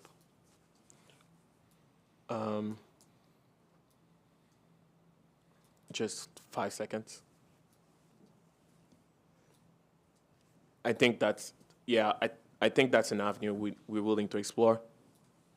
For sure, I think we can use that as leverage in our conversation with the landlord to explain to them that we tried everything with the utility, with the planning commission, with staff, with planning commission, and yeah, we need an extra parking stall to make this work. And I think you can say the planning commission wants this project. We want it to be here, but because of the box that NES has put us all in, if the landlord's not willing to work with you, planning commission's gonna tell you no from a safety standpoint. Understood. Can I have 1 second, please, to ask a question? Sure.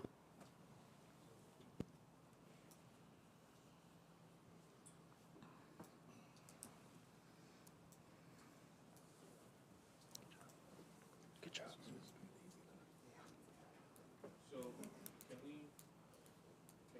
So, can I ask a question right now to know if the planning commission would even be open to that? Before we, can you look at this one? Yeah, I think they said they would approve it if we did that. This.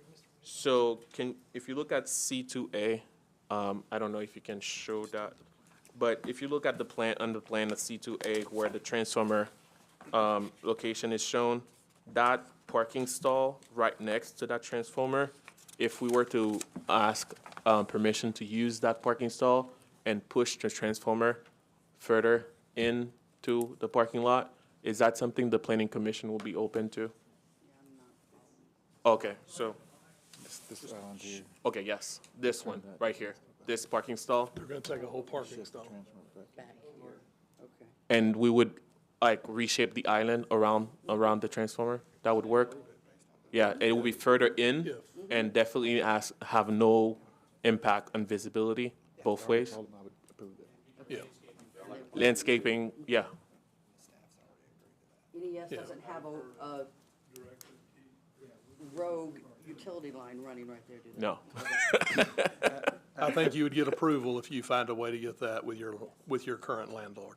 Okay. Okay, so I think your best opportunity is defer, go to your landlord, make your discussions, and then come back to us at a later date. Okay. Thank you very much. All right. Thank you. If I could clarify, Oh, or right. ask for clarification, if they get approval from the landlord for something like they just discussed, do they need to come back to planning commission, or can they work that out with staff? Yeah. I would say I'm that fine. the staff would accept whatever your recommendations are. Yeah, this. Yeah, I would say it'd be on the staff agenda, or staff approvals. Yeah, do we need a motion for that? I was gonna suggest that we, so they don't have to wait 30 days to go back and Well, we can- get back on their project. Keith just said that would be a cleaner option. That works anyway? Okay, well, I move then that we approve the plan that was just laid out, provided that the staff agrees with the acquisition of the parking spot and the landscaping that you put around it, provided it's out of the sight line of the traffic. Okay, do we have a second? We got a second? Lauren, will you do a roll call, please? Altizer, Yes. Evans, Yes. Hardwick, Yes. Hasty, Yes. Longmire, Yes. Martin, Yes. Slattery, Yes. and Silkwood. Yes. That's all 8. The motion passes. Thank you very much. This was very fun. Thank you. And just FYI, these meetings are recorded, and if you want to share the video with your landlord and your discussions, just go to our YouTube site. Thank you. Thank you. Thank you, Jeff. Thank you. All right, we're going to shuffle on the agenda a little bit, you guys, and we're going to go back to the discussion of the salon, okay? And we're going to bring them back up. Thank you very much. Understand our lawyer is here and ready? Okay. Okay, where do we start this? I think start with Lance. Okay, Lance, come on up. If y'all will share the podium with Lance, let him. You can have a seat while you're listening to him. Go ahead, Lance. Uh-oh. Could you just pose it to me one more time? They're offering to, they're gonna do a payment in lieu of for a sidewalk, but in exchange, instead of the payment in lieu of, they're going to offer to tender some property. Let me do the best that I can, and Keith, you jump in here where you can. Okay, let me get back to their plan. Their plan's on the, up front, okay? And can you pull up the one that's got the color, whoever's controlling it? Okay, you see that color up there of purple? Yes, sir. That's their property line and our roadway. Okay? So somewhere along the way, we built the roadway over the top of it. All right? And what they've come in now is because they are a corner lot, they are rehabbing the building. They're trying to build that larger parking pad for their future customers. Okay? And the sidewalks that would be required, put them inside of all of our requirements. Okay? So they're too close. They don't have enough of a pad for the sidewalk and the landscape and the greenery. And they're wanting to find a way to defer some of their costs, okay? And that costs are sidewalk, curb and gutter. So most of the planning commission sort of came to the decision or to the point where, you know, we're asking for a lot from them and they're giving us property or potentially giving us property because I guess it's in their rights to say no, okay? So we're sort of at an impasse there. We bring you into the equation. Did I explain that right? And the adjacent and the near property, what we just did. Yeah, and then we had 2 other properties on the same road tonight where those properties were discussed and sidewalks were enforced, curb and gutter payment in lieu was allowed. I'm sorry, before we get it, can I just get a clarification from earlier? I want to make sure I'm clear on the numbers before we talk about this. You said everything, curb, gutter, sidewalk, payment in lieu was 17.4, and the curb and gutter portion of that was 6,800? That is correct. Okay, thank you. So 10,600 for sidewalk. Thank you. I apologize. Sorry for being out of the room earlier. Let me start with that. So the question is, I believe if you're asking, we want to take payment in lieu of, but instead of cash, we'll take land. I think that would be acceptable as long as the commission found it consistent that the value was equal to that, or it doesn't have to be cash value, it could be intrinsic value. If there was a piece of property that would make a great greenway or something, you know, I think that that would be acceptable too. But how long has that road been there? Does anybody know? It's hard to tell. 50 years? It's been, so it's been longer than 20 years? Yeah. Well, I have some bad news for them, but the city already owns that piece of property by adverse possession.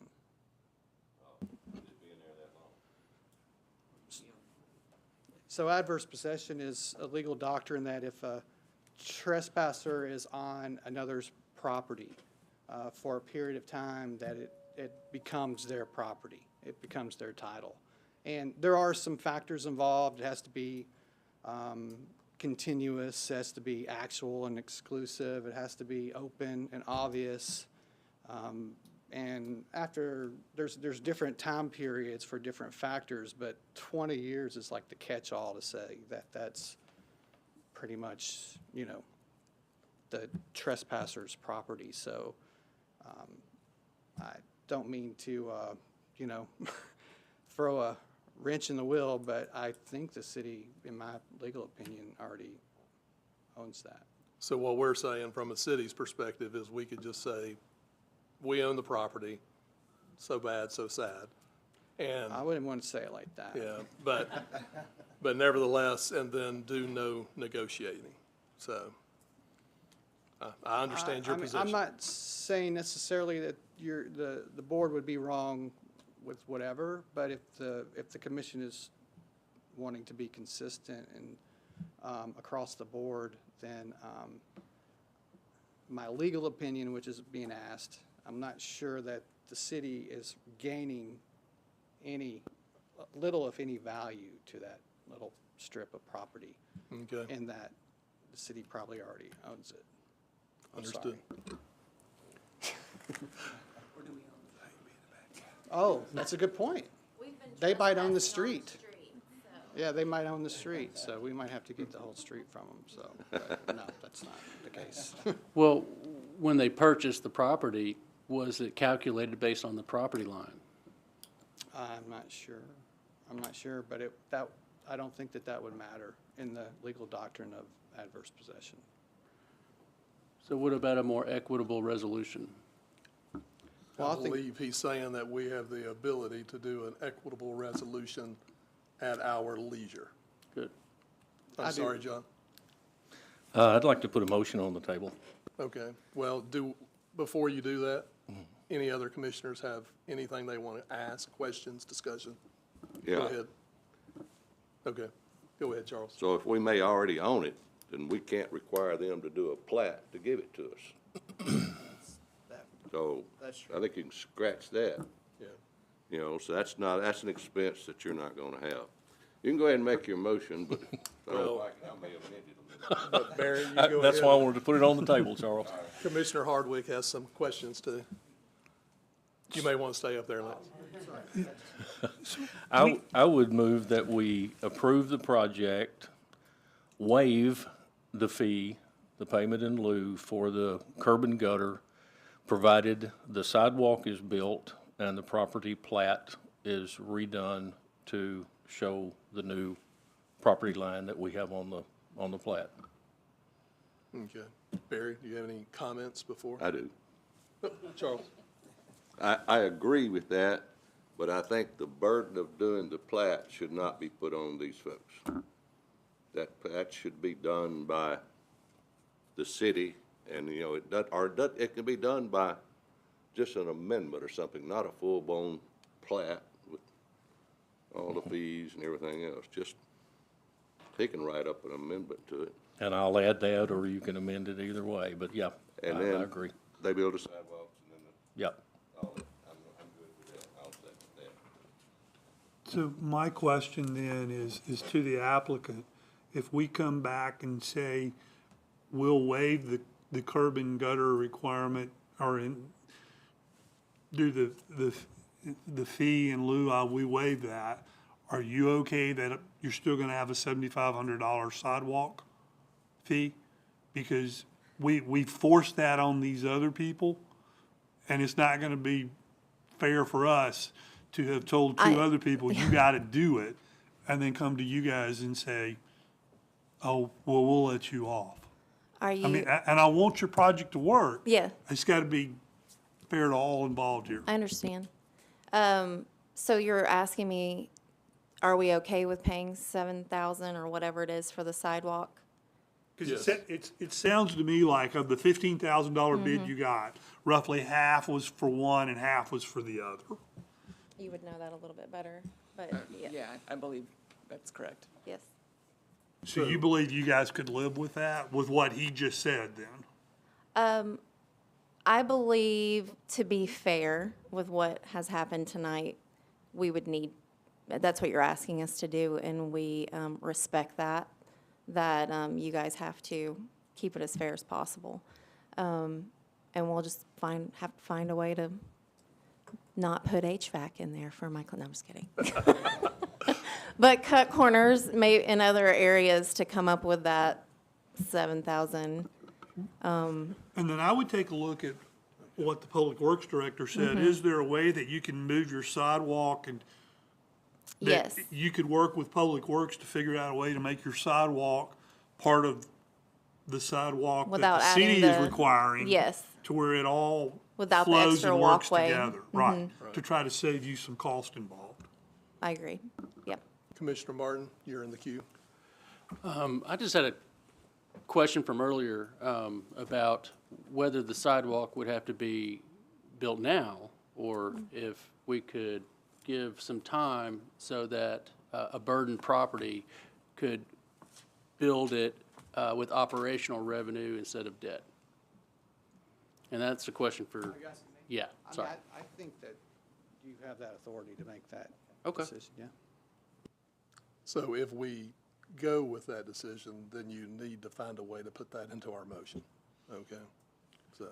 So, again, coming back to you guys, if we were to give you some time to where you could say, okay, I'm gonna get open, I'm gonna do this, how much time would you want before you would have to come back and put this sidewalk in? How much would you give us? Now we're looking great, well, I just heard 2 years from our alderman. Is the director, or is? I had 2 years in my head as well. Because the parking that we are doing, we plan for it to be concrete, because it's actually not much more to do concrete as blacktop. And I believe our concrete contractor even mentioned putting curb around that. So it will be very nice. I mean, it will look, adding, But doing it all at once certainly makes a lot of sense, and it's does. more economical. and that's something we're all about, if we can make it happen all at once and it saves us a lot, we're gonna probably try and make that happen and cut corners inside or something. But if we felt like, and we're not, I know we're coming in here and just like, we barely have enough money, but once we got in there, y'all all know to buy something here in Hendersonville, you have to move so fast. And we moved very quickly, got inside and realized even more, it's a lot. It needs all the things. It's been slumlorded for a while. So our cost was just a lot more to rehab it than we initially thought when we made the offer and it was accepted and all the things. And I know that's not the city's problem. But, and again, because it's that corner lot, it's just almost our whole property line that's sidewalk. It's not just the little, we wouldn't be here arguing over a little front No, piece. we get it. Yeah. We're trying to find a way. I appreciate Keeps it. us legal, it's fair to the I other appreciate property it. owners, and works with you guys as well. Yeah. So, John, did you actually present a motion? Well, Director Free, how do you want me to go about this? We have a motion on the floor. Okay. The question is do we do we ask to amend that to give them a period of time? And I've heard could- 1 year, 2 years. You could do this, and Grant, if you have something additional, let me know. So what I understand from Commissioner Evans' motion is that approve it with all staff comments, payment in lieu for the curb and gutter, and go ahead and constructing the sidewalk. In the additional discussion about length, it's possible you could, there's a risk involved with it, but it's possible you could include that at such time that they're ready for their temporary use and occupancy, where they can occupy the building, within 6 months or 9 months of that time, they would have to have the sidewalk constructed, without the city holding surety for that. It's risky, but from what the attorney said, I think you can, tell me if I'm wrong, Lance, but I think it sounds like you have the authority where we could do that. So Grant, was there something else that you? Yeah, I was just going to say, which Stephen reminded me about I think waiving the pay in lieu, is that what that, or waiving the fee in lieu? Yeah, Yeah. okay, yes. It's a waive of the payment in lieu. And Okay. That's not quite the way Keith said it. Okay, But it is a waiving of the payment in lieu. okay. And we're correct. expecting the sidewalks to be constructed within 6, 9, or some time frame after their use and occupancy. Without surety. Okay, good deal. I should say, I'm sorry. Go ahead, Mr. How long Pruitt. can you occupy under a temporary UNO? You could do up to 2 years. We don't typically have that, because usually we're holding surety, and the people want to get it done so they can get the money. Let them operate for a minimum of 1 year under a temporary UNO.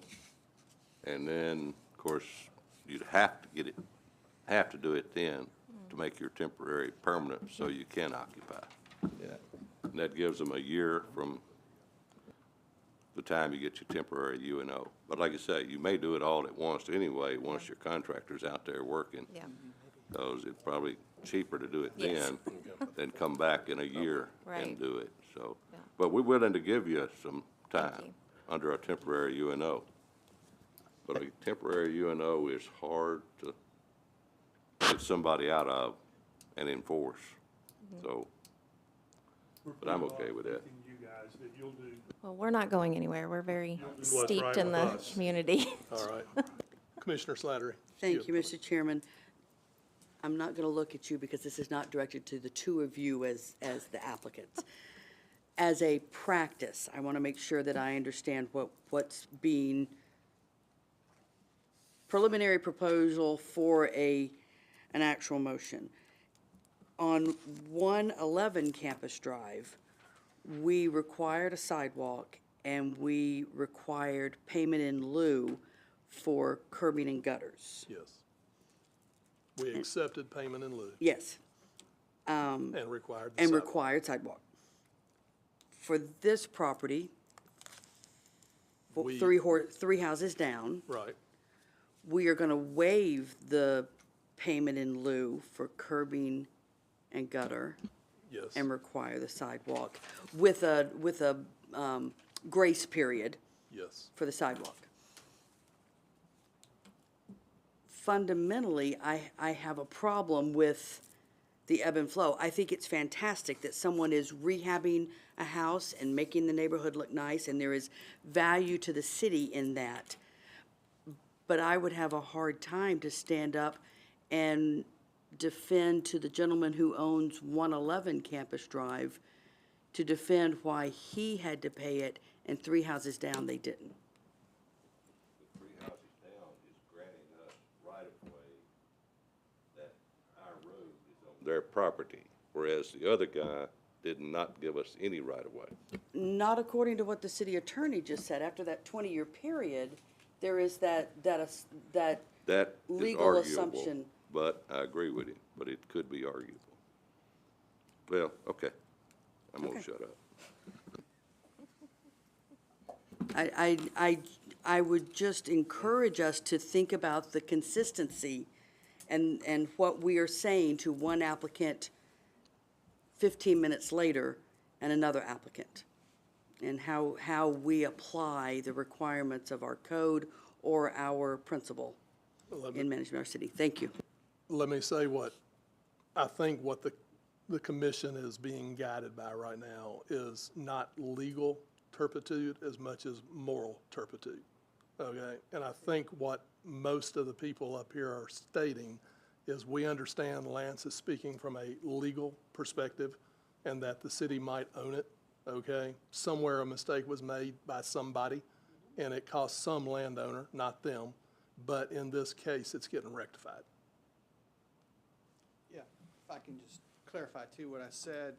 I said pretty much the city owns it, but that doesn't mean that somebody couldn't challenge it, and that doesn't mean that it couldn't create litigation and years of litigation and expense and everything. So there's always there's benefit to preempting all that. So I don't want to say that we just automatically own it. They could challenge that, and I would feel pretty confident of the city winning, but that doesn't mean that it's not a lot of litigation expenses and a lot of time and a lot of resources dedicated to that. So there is value to that upfront agreement, I would say. So if I wasn't clear about that, I apologize.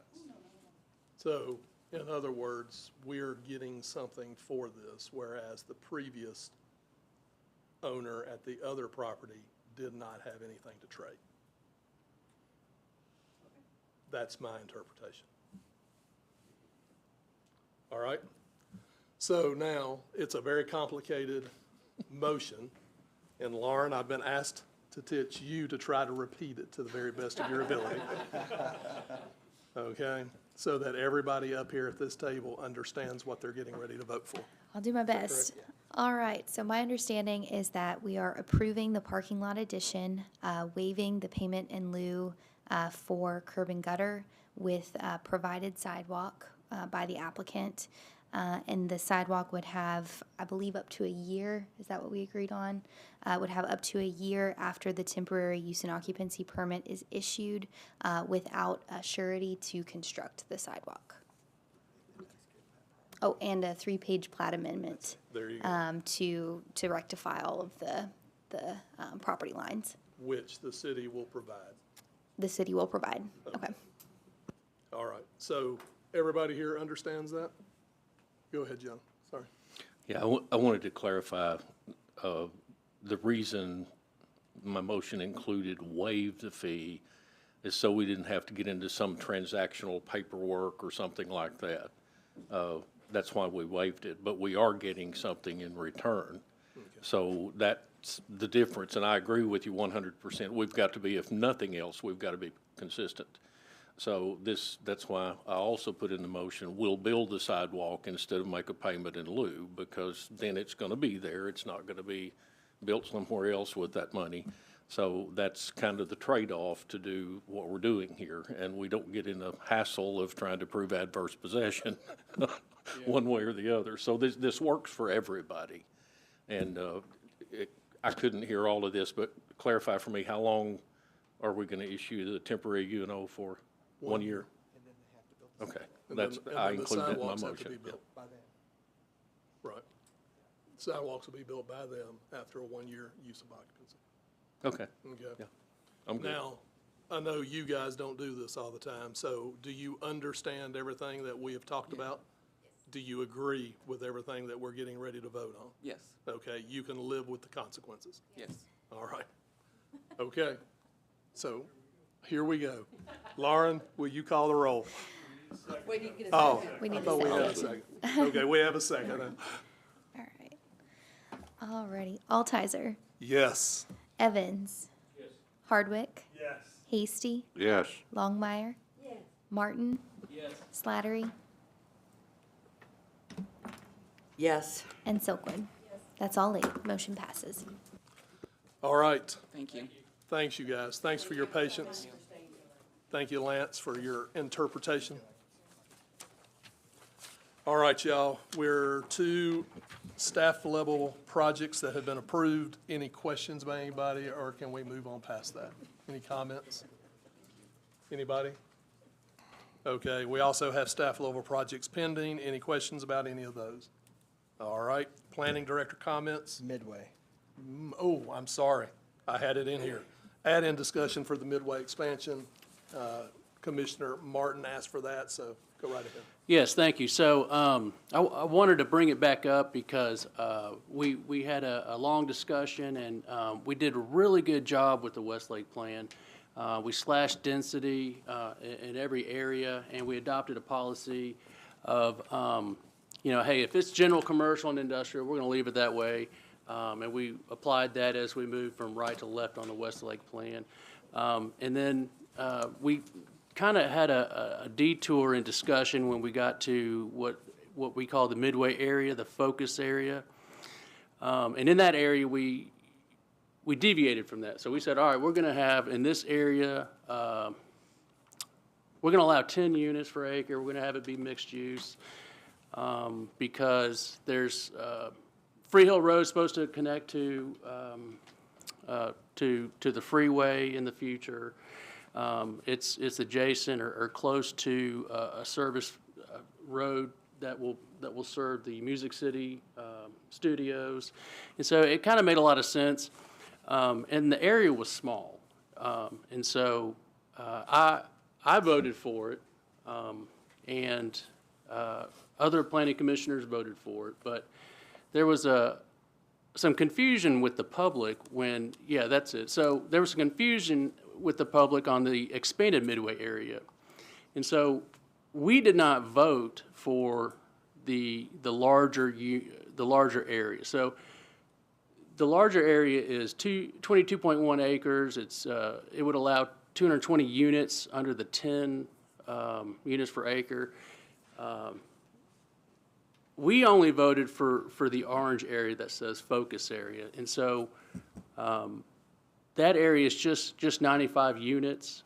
And so my constituents had some problems with this slide. And I wanted to let them know that we did not vote for that. Some of the comments that they had were good. The near water development, that's 48 or 49 units. And that is built right behind Waffle House, and it has, right now it only has one exit, an entrance onto that property. And that entrance and exit is actually located on the feeder road. So we already have kind of a traffic burden there that we're gonna have to contend with. That deal's already been done. I hope they can buy the adjacent property to give us relief. There's a debate on whether or not that's gonna be able to happen. But in those discussions, I wanted to bring this up because it was a bad look on me. I think it was a bad look on some of the Planning Commission members because we were all kind of surprised by this. So I just wanted to bring it up and kind of hear everybody's thoughts and see if we made the right decision or if we wanted to discuss it more. Yeah. And I can explain that. Go ahead. Yeah, so the image that you're looking at right there, that was an image, that's nothing that the Planning Commission voted on. Actually, no Planning Commissioner brought it up. At that last meeting, when the final plan was approved, this was something that we had in the PowerPoint because of where that line was drawn, and Grant can kind of explain that. Thank you, Director Free. Yes, sir, and these were some of the things that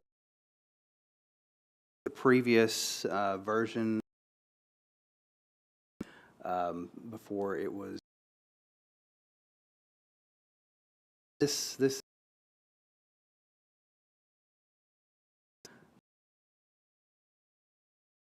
one. You can see number 1 there, the Free Hill focus area.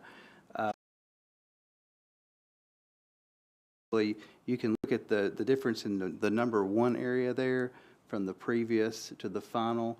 We did expand that. That's about a and split parcel zone. Don't have zoning for that. That's we have the general land use plan here. So going forward, next one on the Dockside District Center, kind of in that area. We added that as that with that change. So so it really didn't do a whole lot. It's 4 units an acre, units an acre.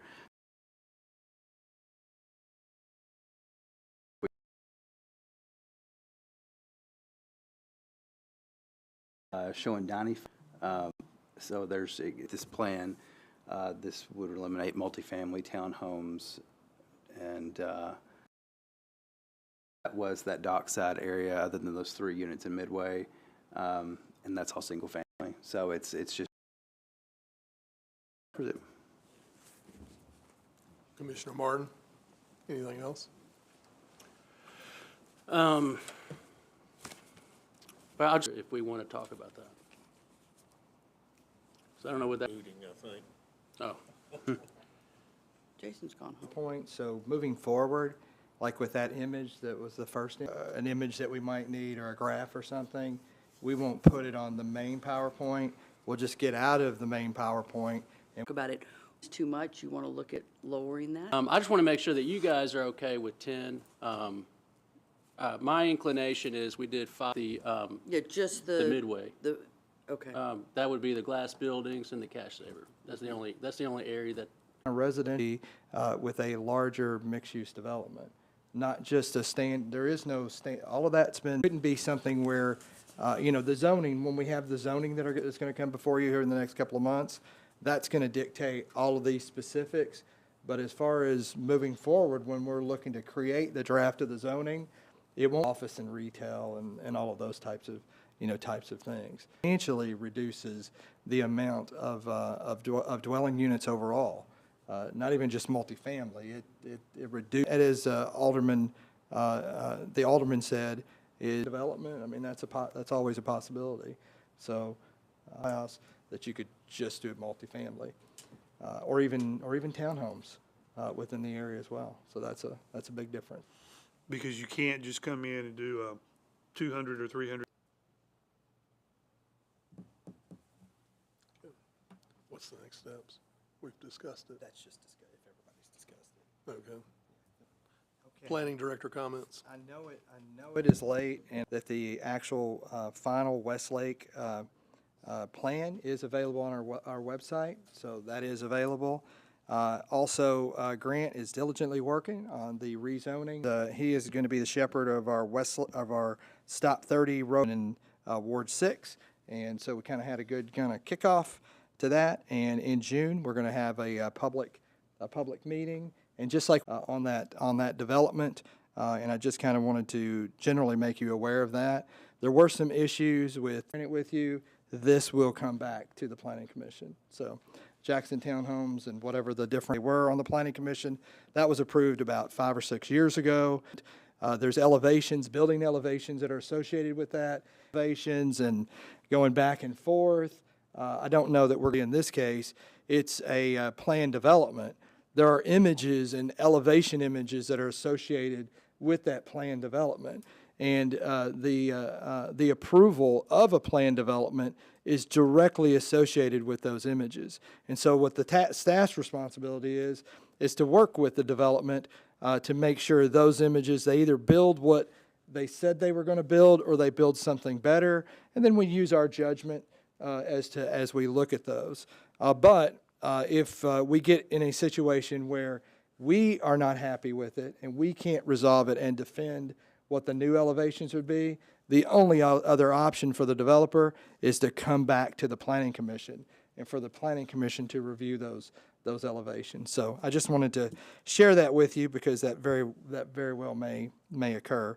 As everybody's probably aware, Costco got started on construction last week, so we're very excited about that. They will be moving very rapidly out there, so we're excited about that. And then also just wanted to let everybody know, they've probably seen Rio Bravo down here that kind of got it getting taken apart and everything. I've talked to the demolition contractor there. That building actual demolition should start within the next couple of days from what they told me last week. So that is moving forward.